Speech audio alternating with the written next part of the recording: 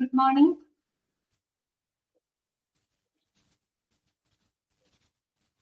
Okay, good morning. പരിചയമില്ലാത്തൊരു മുഖമായിരിക്കും അല്ലേ? Okay, ഇപ്പൊ എന്റെ പേര് വന്ദന എന്നാണ് കേട്ടോ. നിങ്ങളുടെ വാഹിദ മിസ് ഒരു ലോങ് ലീവിലാണ്. അപ്പൊ അതുകൊണ്ട് കുറച്ച് നാളത്തേക്ക് മിസ് ഉണ്ടാവില്ല കേട്ടോ. അപ്പൊ മിസ്സിന് പകരമായിട്ട് കയറിയിട്ടുള്ളതാണ്. അപ്പൊ പേര് വന്ദന എന്നാണ് കേട്ടോ. Okay okay, Suma good morning, Reshma good morning. First time ആണല്ലേ നമ്മൾ കാണുന്നത്. അപ്പൊ കഴിഞ്ഞ ദിവസമാണ് അറിയാൻ കഴിഞ്ഞത് മിസ്സിന് ഒരു ലോങ് ലീവ് എടുക്കേണ്ടി വന്നു. കുറച്ച് ഫാമിലി മാറ്റേഴ്സ് ആയിട്ട് ബന്ധപ്പെട്ട് ഡോക്ടർ മിസ് ഉണ്ടാവില്ല കേട്ടോ. അപ്പൊ അതുകൊണ്ട് ഇനി മിസ്സിന് പകരം ഞാനായിരിക്കും ഉണ്ടായിരിക്കുക കേട്ടോ ക്ലാസ് എടുക്കാനായിട്ട്. ഓക്കെ, ഇപ്പൊ കുറച്ച് ബുദ്ധിമുട്ട് അതൊക്കെ ഉണ്ടാവും അല്ലെ? അതായത് കുറച്ച് നാള് വാഹിദ മിസ്സിനെ കണ്ട് അല്ലെ ക്ലാസ് ഒക്കെ കേട്ട് അതൊക്കെ സെറ്റായി വരുന്ന സമയത്ത് പെട്ടെന്ന് മിസ് മാറുമ്പോ ഒരു മാനസികമായിട്ട് ചിലപ്പോൾ കുറച്ചൊരു ബുദ്ധിമുട്ടുണ്ടാവും അല്ലെ?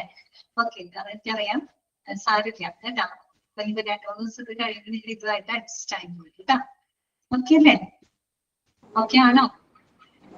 മാമിന്റെ പേര്? എന്റെ പേര് വന്ദന എന്നാണ് കേട്ടോ.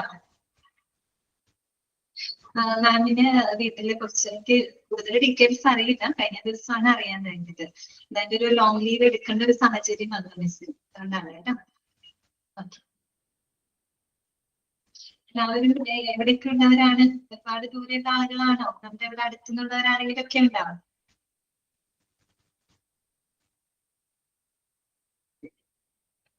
കൊല്ലം, ഓക്കെ, കൊല്ലം കണ്ണൂരൊക്കെ ഉണ്ട് അല്ലെ? പത്തനംതിട്ട, കോഴിക്കോട്, ഒക്കെ തൃശ്ശൂര്, ആലപ്പുഴ, വയനാട്, ട്രിവാൻഡ്രം, പാലക്കാട് അല്ലെ? Okay okay okay okay. അപ്പൊ നമുക്ക് വഴിയെ പരിചയപ്പെടാം കേട്ടോ. ഓക്കെ, ഞാന് മിസ്സായിട്ട് സംസാരിച്ചിട്ടുണ്ടായിരുന്നു. അപ്പൊ മിസ് പറഞ്ഞത് ഫാർമസിയുടെ ഒരു ലാസ്റ്റ് പേജും കൂടിയാണ് മിസ്സിൽ എടുക്കാനുള്ളതെന്ന് പറഞ്ഞു. ഫാർമസിയുടെ അപ്പോ ഫാർമസി നമുക്കൊന്ന് എടുക്കാം കേട്ടോ, കംപ്ലീറ്റ് ചെയ്യാം. അത് കഴിഞ്ഞിട്ട് നമുക്ക് പുതിയൊരു ചാപ്റ്റർ തുടങ്ങാം കേട്ടോ. എനിക്ക് അസൈൻ ചെയ്ത് തന്നിരിക്കുന്ന ചാപ്റ്റേഴ്സ് ഡയാലിസിസ് സർവീസസ്, പിന്നെ spillage waste, management of spillage waste, അങ്ങനെയുള്ള ചാപ്റ്റേഴ്സുകളൊക്കെയാണ് അസൈൻ ചെയ്ത് തന്നിരിക്കുന്നത് കേട്ടോ. അപ്പൊ അങ്ങനെയുള്ള ചാപ്റ്റേഴ്സുകൾ നമുക്ക് എടുക്കാം. ഓക്കെ, എല്ലാവരും ഓക്കെ അല്ലേ? ഓക്കെ ആണോ? ഓക്കെ ആണ്. ഓക്കെ, അപ്പൊ നമുക്ക് സ്റ്റാർട്ട് ചെയ്യാം. അപ്പൊ നിങ്ങൾക്ക് എന്തെങ്കിലും ഡൗട്ടുകളോ കാര്യങ്ങളോ ഒക്കെ ഉണ്ടെങ്കിൽ നിങ്ങൾ മെസ്സേജ് ചെയ്താൽ മതി കേട്ടോ. അപ്പൊ ഞാൻ പറയുന്നതിൽ എന്തെങ്കിലും ക്ലാരിറ്റി കുറവോ അതെന്തെങ്കിലും തോന്നുകയാണെങ്കിൽ നിങ്ങൾ മെസ്സേജ് ചെയ്യാം കേട്ടോ. പിന്നെ നമ്മുടെ ക്ലാസ് കഴിഞ്ഞിട്ട് ചെയ്യുന്നതിന്റെ അവസാനം നമ്മളൊന്ന് അൺമ്യൂട്ട് ചെയ്തിട്ട് അപ്പോഴും നിങ്ങൾക്ക് എന്തെങ്കിലും ഡൗട്ടുകളൊക്കെ ഉണ്ടെങ്കിൽ ചോദിക്കാം കേട്ടോ. ഓക്കെ, ഞാൻ അൺമ്യൂട്ട് കൊടുക്കുന്നുണ്ട് കേട്ടോ. അൺമ്യൂട്ട് ചെയ്യാനേ.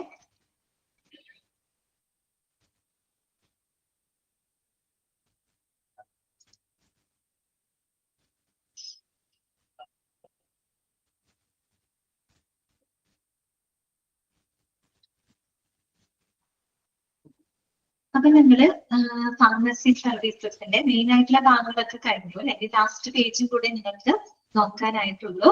അതായത് പ്രോബ്ലംസ് അല്ലെ? പ്രോബ്ലംസ് ഓഫ് ഫാർമസി സർവീസസ് അല്ലെ? അത് പഠിക്കാനുണ്ട്. പിന്നെ എന്താണ് ഒരു ചീഫ് ഫാർമസിസ്റ്റിന്റെ റോൾ ആൻഡ് റെസ്പോൺസിബിലിറ്റി എന്താണ്? ഇത്രയും കാര്യങ്ങളും കൂടി കഴിഞ്ഞ ആ ചാപ്റ്റർ നമ്മുടെ കഴിഞ്ഞു കേട്ടോ. ഓക്കെ, അപ്പൊ അതിലേക്ക് നോക്കാം. അതുവരെയുള്ള ഭാഗങ്ങളൊക്കെ ക്ലിയർ ആണ് കേട്ടോ. അപ്പൊ നോക്കാം കേട്ടോ.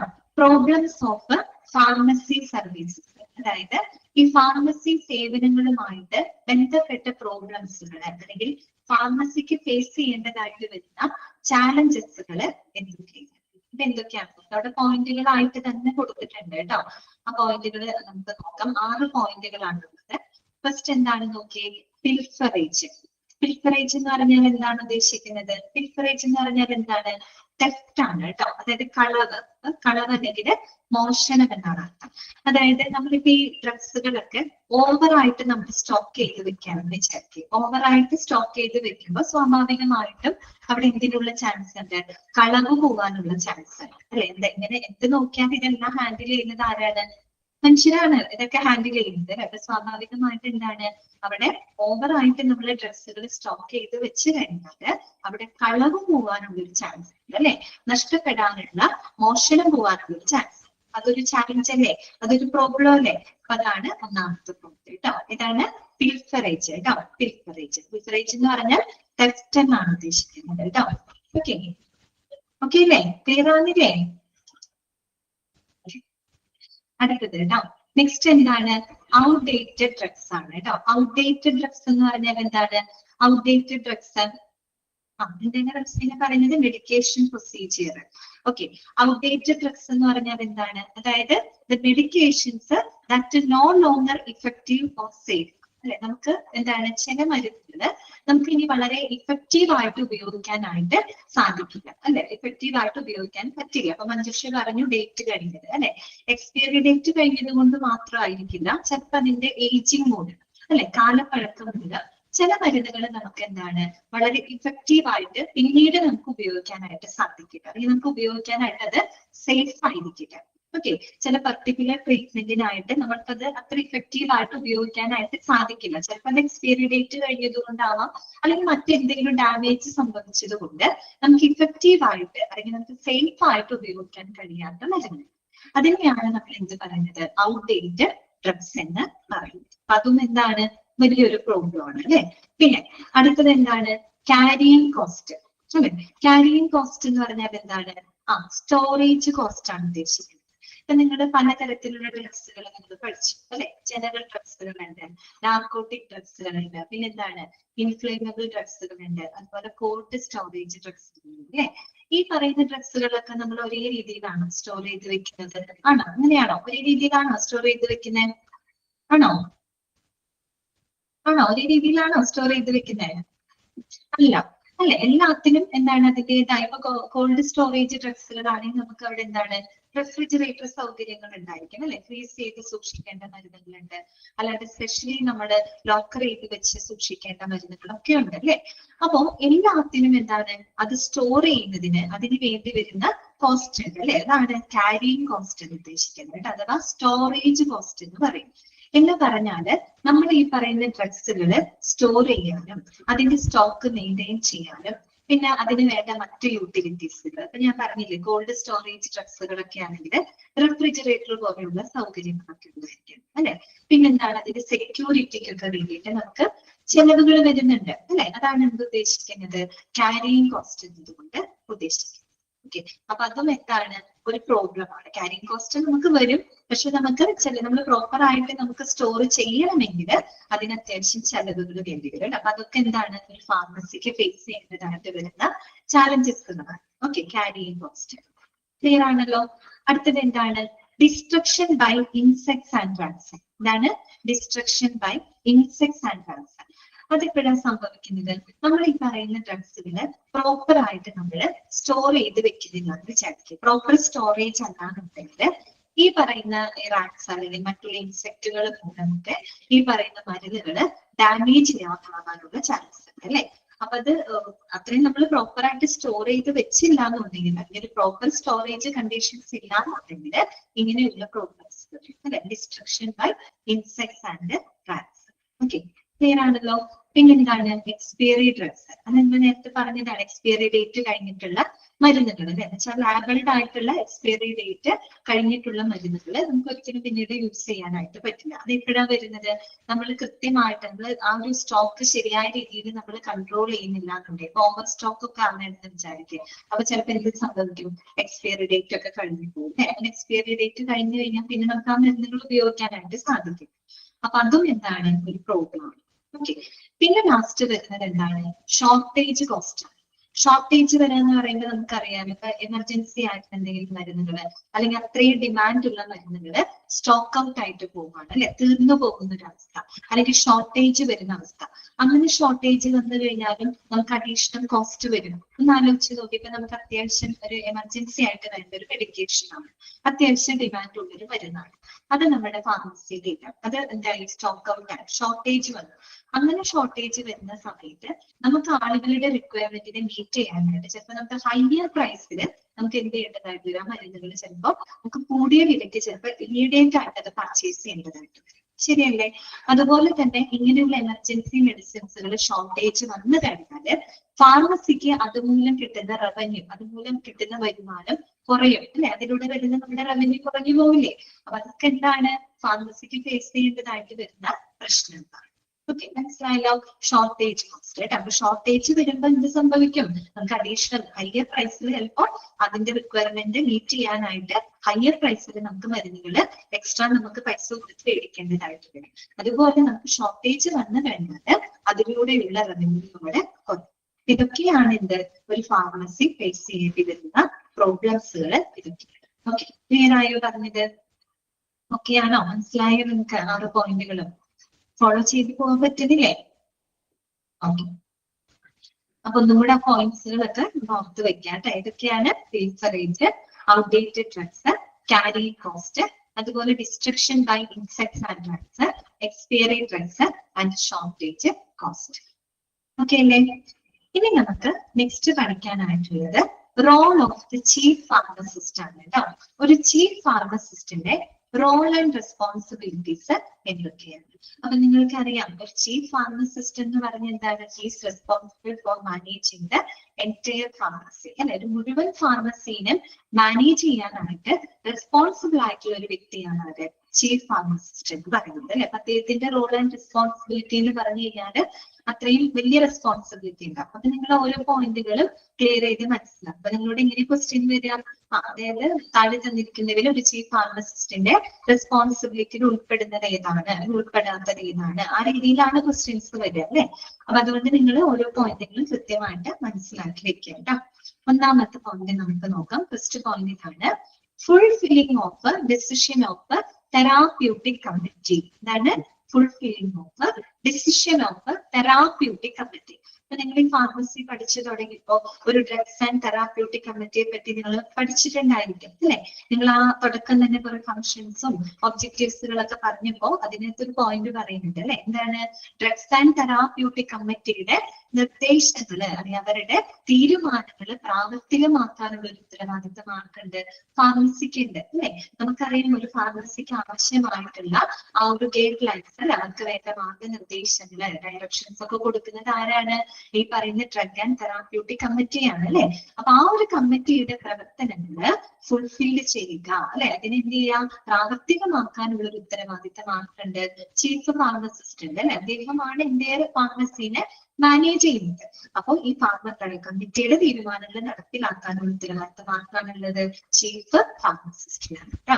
ഓക്കെ, അതാണ് അവിടെ പറയുന്നത് fulfilling of decision of therapeutic committee. Okay, second point എന്താ നോക്കിയേ? Dispensing of drugs, pharmaceuticals and chemicals to separate areas. അതായത് സെപ്പറേറ്റ് ഏരിയ എന്ന് പറഞ്ഞാൽ ഹോസ്പിറ്റലിന്റെ വിവിധ ഏരിയകൾ അല്ലെ. ഹോസ്പിറ്റലിൽ ഒരുപാട് ഡിപ്പാർട്ട്മെന്റുകൾ ഉണ്ട് അല്ലെ. അപ്പൊ ഈ സെപ്പറേറ്റ് ഓരോ ഏരിയകളിലേക്കും ആവശ്യമായിട്ടുള്ള മരുന്നുകള്, മറ്റു ഫാർമസ്യൂട്ടിക്കൽസ്, കെമിക്കൽസുകള്, ഇതൊക്കെ ഡിസ്പെൻസ് ചെയ്യുന്നതിനുള്ള ഉത്തരവാദിത്തം ആർക്കാണുള്ളത്? ചീഫ് ഫാർമസിസ്റ്റിന്. നമുക്കറിയാം, ഒരു ചീഫ് ഫാർമസിസ്റ്റ് പ്രവർത്തിക്കുന്നു, അദ്ദേഹത്തിന്റെ കീഴിൽ ഒരുപാട് ഫാർമസിസ്റ്റുകൾ ഉണ്ട് അല്ലെ. അപ്പൊ അവരെ കൺട്രോൾ ചെയ്യുന്നതും അവരെ സൂപ്പർവൈസ് ചെയ്യുന്നതും ഒക്കെ ആരാണ്? ചീഫ് ഫാർമസിസ്റ്റ് ആണ്. ഒരു ഹോസ്പിറ്റലിന്റെ വിവിധ ഏരിയകളിലേക്കുള്ള മരുന്നുകളുടെ വിതരണം ഉറപ്പാക്കുന്നത് ചീഫ് ഫാർമസിസ്റ്റ് ആണ് കേട്ടോ. അതാണ് രണ്ടാമത്തെ. ഓക്കെ, then third point ഇതാണ് maintenance of accepted stock of emergency drugs and antidotes. എന്താണ് maintenance of accepted stock of emergency drugs and antidotes. Sound കുറവാണെന്നാ? അതെ, എന്റെ സൗണ്ട് ആണോ കുറവ്? സൗണ്ട് കൂട്ടിയില്ല. ഒരു മിനിറ്റ്.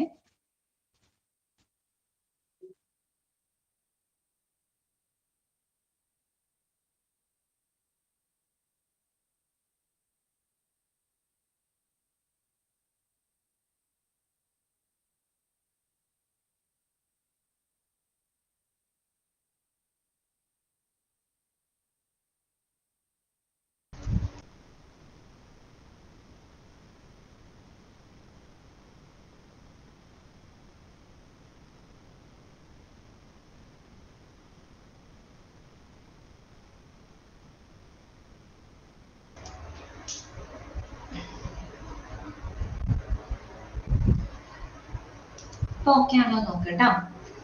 നോക്കുക, ശ്രദ്ധിക്കാം. Maintenance of accepted stock of emergency drugs and antidotes കേട്ടോ.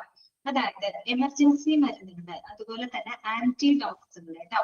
അവയുടെയൊക്കെ ഒരു അംഗീകൃതമായിട്ടുള്ള ഒരു സ്റ്റോക്ക് നിലനിർത്തുക എന്നുള്ളതും ആരുടെ ഉത്തരവാദിത്വമാണ്? ചീഫ് ഫാർമസിസ്റ്റിന്റെ റെസ്പോൺസിബിലിറ്റി ആണ് കേട്ടോ. അപ്പൊ നിങ്ങൾക്ക് ഒരു സംശയം, എന്താണ് ഈ ആന്റിഡോട്സ് അല്ലെ? എന്താണ് ആന്റിഡോട്സ് എന്ന് പറഞ്ഞു കഴിഞ്ഞാല്? ആന്റിഡോട്സ് എന്ന് പറഞ്ഞു കഴിഞ്ഞാല് ഇപ്പോ നമ്മുടെ ശരീരത്തിനകത്ത് എന്തെങ്കിലും ടോക്സിക് ആയിട്ട് അല്ലെങ്കിൽ പോയ്സണസ് ആയിട്ട് ഹാർംഫുൾ ആയിട്ടുള്ള എന്തെങ്കിലും സബ്സ്റ്റൻസുകൾ നമ്മുടെ ശരീരത്തിനകത്തേക്ക് ചെല്ലാണെന്ന് വിചാരിക്കാം. അപ്പൊ അതുമൂലം ഉണ്ടാകുന്ന ഒരു ഇഫക്റ്റിനെ ന്യൂട്രലൈസ് ചെയ്യുന്നതിന് വേണ്ടിയിട്ട് നമ്മൾ കൊടുക്കുന്ന മരുന്നുകളെയാണ് ആന്റിഡോട്സ് എന്ന് പറയുന്നത് കേട്ടോ. ഓക്കെ, ക്ലിയർ ആയോ? ആന്റിഡോട്സ് എന്ന് പറഞ്ഞാൽ എന്താണ്? ഇപ്പൊ നമ്മൾ എന്തെങ്കിലും പോയ്സൺ അടിക്കുക അല്ലെങ്കിൽ പോയ്സണസ് ആയിട്ട് ടോക്സിക് ആയിട്ടുള്ള എന്തെങ്കിലും സബ്സ്റ്റൻസുകൾ നമ്മുടെ ശരീരത്തിനകത്തേക്ക് ചെല്ലുകയാണ്. അപ്പൊ അതിന്റെ ആ ഒരു ഇഫക്റ്റിനെ ന്യൂട്രലൈസ് ചെയ്യാനായിട്ട്, ഇല്ലാതാക്കാനായിട്ട് നമ്മൾ കൊടുക്കുന്ന മരുന്നുകൾ എന്ന് പറയില്ലേ, നമ്മൾ കൊടുക്കുന്ന മരുന്നുകളാണ് ആന്റിഡോട്സ് എന്ന് പറയുന്നത്. അപ്പൊ ഇത്തരത്തിലുള്ള എമർജൻസി ഡ്രഗ്സുകളുടെയും ആന്റിഡോട്സുകളുടെയൊക്കെ അംഗീകൃതമായിട്ടുള്ള ഒരു സ്റ്റോക്ക് നിലനിർത്തുക എന്ന് വെച്ചാൽ നമുക്കറിയാം എപ്പോഴാ എമർജൻസി വരാമെന്ന് പറയാൻ പറ്റില്ല അല്ലെ. അപ്പൊ അത്തരം മരുന്നുകൾ എപ്പോഴും എന്തായിരിക്കണം? ഫാർമസിയുടെ സ്റ്റോക്ക് ഉണ്ടായിരിക്കണം. ഓക്കെ, നജീബ് പറഞ്ഞ ശരിയാണ് കേട്ടോ, പ്രതിരോധിക്കാനുള്ള മരുന്നുകൾ കേട്ടോ, അതാണ് ഉദ്ദേശിക്കുന്നത്. ഓക്കെ, ക്ലിയർ ആയല്ലോ? Maintenance of accepted stock of emergency drugs and antidotes. Okay, അടുത്തത് കേട്ടോ. നെക്സ്റ്റ് എന്താണ് നോക്കിയേ? Dispensing of narcotic drugs and accounting. ഇതാണ് dispensing of narcotic drugs and accounting. Narcotic ഡ്രഗ്സുകൾ അല്ലെ, നാർക്കോട്ടിക് ഡ്രഗ്സ് എന്ന് പറഞ്ഞു കഴിഞ്ഞാൽ വളരെ ലൈസൻസ്ഡ് ആയിട്ടുള്ള രജിസ്റ്റേർഡ് ആയിട്ടുള്ള ഫാർമസിസ്റ്റുകൾക്ക് മാത്രമേ അത് ഹാൻഡിൽ ചെയ്യാനുള്ള റൈറ്റ് ഉണ്ടാകുള്ളൂ കേട്ടോ. ഓക്കെ, അപ്പൊ പ്രത്യേകിച്ച് ഒരു ചീഫ് ഫാർമസിസ്റ്റ് ആണ് അത് എന്ത് ചെയ്യുന്നത്? ഹാൻഡിൽ ചെയ്യുന്നത്. അപ്പൊ ഇത്തരത്തിലുള്ള നാർക്കോട്ടിക് ഡ്രഗ്സുകളുടെ ഡിസ്പെൻസിങ്ങും അതുപോലെ അതിന്റെ കണക്കും കാര്യങ്ങളൊക്കെ കൃത്യമായിട്ട് സൂക്ഷിക്കാനുള്ള ഉത്തരവാദിത്വം ആർക്കാണുള്ളത്? ചീഫ് ഫാർമസിസ്റ്റിനാണ്. നമ്മൾ ഓൾറെഡി പഠിച്ചിരുന്നു അല്ലെ, നാർക്കോട്ടിക് ഡ്രഗ്സുകളിലൊക്കെ കൃത്യമായിട്ട് എന്ത് ചെയ്യണം? അതിന്റെ കൃത്യമായിട്ടുള്ള കണക്കും റെക്കോർഡുകളൊക്കെ സൂക്ഷിച്ചു വെക്കണം അല്ലെ. അതിനുള്ള ഉത്തരവാദിത്തം ആർക്കാണുള്ളത്? ചീഫ് ഫാർമസിസ്റ്റിന്. ഓക്കെ, then അടുത്തത് എന്താണ്? Designation for the various fluids. എന്താണ് designation for the various fluids? ഇവിടെ ഫ്ലൂയിഡ്സ് എന്ന് ഉദ്ദേശിക്കുന്നത് എന്താണ്? ഇപ്പൊ IV ഫ്ലൂയിഡ്സുകളുണ്ട് അല്ലെ. IV ഫ്ലൂയിഡ്സുകളിൽ ഓറൽ ഫ്ലൂയിഡ്സുകളുണ്ട്. നമ്മൾ IV ആയിട്ടൊക്കെ ശരീരത്തിലേക്ക് അഡ്മിനിസ്റ്റർ ചെയ്യുന്ന ഫ്ലൂയിഡുകളുണ്ട്. പ്രത്യേകിച്ച് നമ്മൾ ട്രിപ്പ് ഒക്കെ ഇടുന്ന സമയത്ത് നമ്മുടെ ശരീരത്തിനകത്തേക്ക് കയറ്റിവിടുന്ന ഫ്ലൂയിഡ്സുകളുണ്ട് അല്ലെ. അപ്പൊ പ്രത്യേകിച്ച് നമുക്ക് ഭയങ്കരമായ ഒരു വോമിറ്റിംഗ് വന്നു, ഡയറിയ ഒക്കെ വന്നു കഴിഞ്ഞാൽ ഹൈലി ഡീഹൈഡ്രേറ്റഡ് ആവും അല്ലെ. അപ്പൊ തന്നെ എന്ത് ചെയ്യും? ഹോസ്പിറ്റലിൽ പോയി കഴിഞ്ഞാൽ അവര് ട്രിപ്പ് ഇടാറുണ്ട് അല്ലെ. അപ്പൊ അത്തരത്തിലുള്ള IV ഫ്ലൂയിഡുകൾ അത് കൃത്യമായിട്ടുള്ള ഒരു കോൺസെൻട്രേഷനിൽ വേണം അത് അഡ്മിനിസ്റ്റർ ചെയ്യാനായിട്ട്. എല്ലാ ആളുകൾക്കും ഒരുപോലെയാണ് കൊടുക്കാം അല്ല, അത് ഓരോരുത്തരുടെ ബോഡി വെയിറ്റിനനുസരിച്ച് അല്ലെങ്കിൽ ഓരോരുത്തരുടെ ഹെൽത്ത് കണ്ടീഷൻ അനുസരിച്ചുകൊണ്ട് എങ്ങനെയുള്ള ഫ്ലൂയിഡ്സുകൾ എങ്ങനെയുള്ള ഫ്ലൂയിഡ്സുകൾ കൊടുക്കണം അത് കൃത്യമായിട്ട് കാറ്റഗറൈസ് ചെയ്ത് അതിന്റെ കോൺസെൻട്രേഷൻ ഒക്കെ കൃത്യമായിട്ട് എന്താണ് ചെയ്യേണ്ടത് ആരാണ്? അത് ചീഫ് ഫാർമസിസ്റ്റിന്റെ റെസ്പോൺസിബിലിറ്റി ആണ് കേട്ടോ. അതാണ് അവിടെ പറയുന്നത് designation for the various fluids. അതായത് IV ആയിട്ടും ഓറലി നമ്മൾ പേഷ്യൻസിന് അഡ്മിനിസ്റ്റർ ചെയ്യുന്ന ഫ്ലൂയിഡ്സുകൾ അത് കൃത്യമായിട്ട് കാറ്റഗറൈസ് ചെയ്ത് അതിന്റെ കോൺസെൻട്രേഷൻ, എത്ര കോൺസെൻട്രേഷൻ അത് അഡ്മിനിസ്റ്റർ ചെയ്യണം, എത്ര സമയം അത് അഡ്മിനിസ്റ്റർ ചെയ്യണം, അങ്ങനെയുള്ള കാര്യങ്ങളൊക്കെ ഡെസിഗ്നേറ്റ് ചെയ്യാനുള്ള ഉത്തരവാദിത്തം ആർക്കാണുള്ളത്? ചീഫ് ഫാർമസിസ്റ്റിനാണ്. ഓക്കെ, ക്ലിയർ ആയല്ലോ? അടുത്ത നോക്കിയേ, scrutiny of drugs at various points of use. Scrutiny എന്ന് പറഞ്ഞാൽ എന്താ ഉദ്ദേശിക്കുന്നത്? സൂക്ഷ്മ പരിശോധനയാണ് കേട്ടോ. അതായത് scrutiny of drugs at various points of use. അതായത് മരുന്നുകളുടെ ഉപയോഗത്തിന്റെ ഓരോ ഘട്ടത്തിലും അതിന്റെ സൂക്ഷ്മ പരിശോധന ഉറപ്പുവരുത്തുക. ഇപ്പൊ നിങ്ങൾ പഠിച്ചപ്പോ മരുന്നുകൾ നമ്മളിപ്പോ മാനുഫാക്ചർ ചെയ്യുകയാണെങ്കിലും അല്ലെങ്കിൽ മറ്റുള്ള സപ്ലൈസിൽ നമ്മൾ വാങ്ങിക്കൊണ്ടുവരികയാണെങ്കിലും ഉടനടി നമ്മളത് പേഷ്യൻസിന് എടുത്ത് കൊടുക്കുകയാണോ ചെയ്യുന്നത്?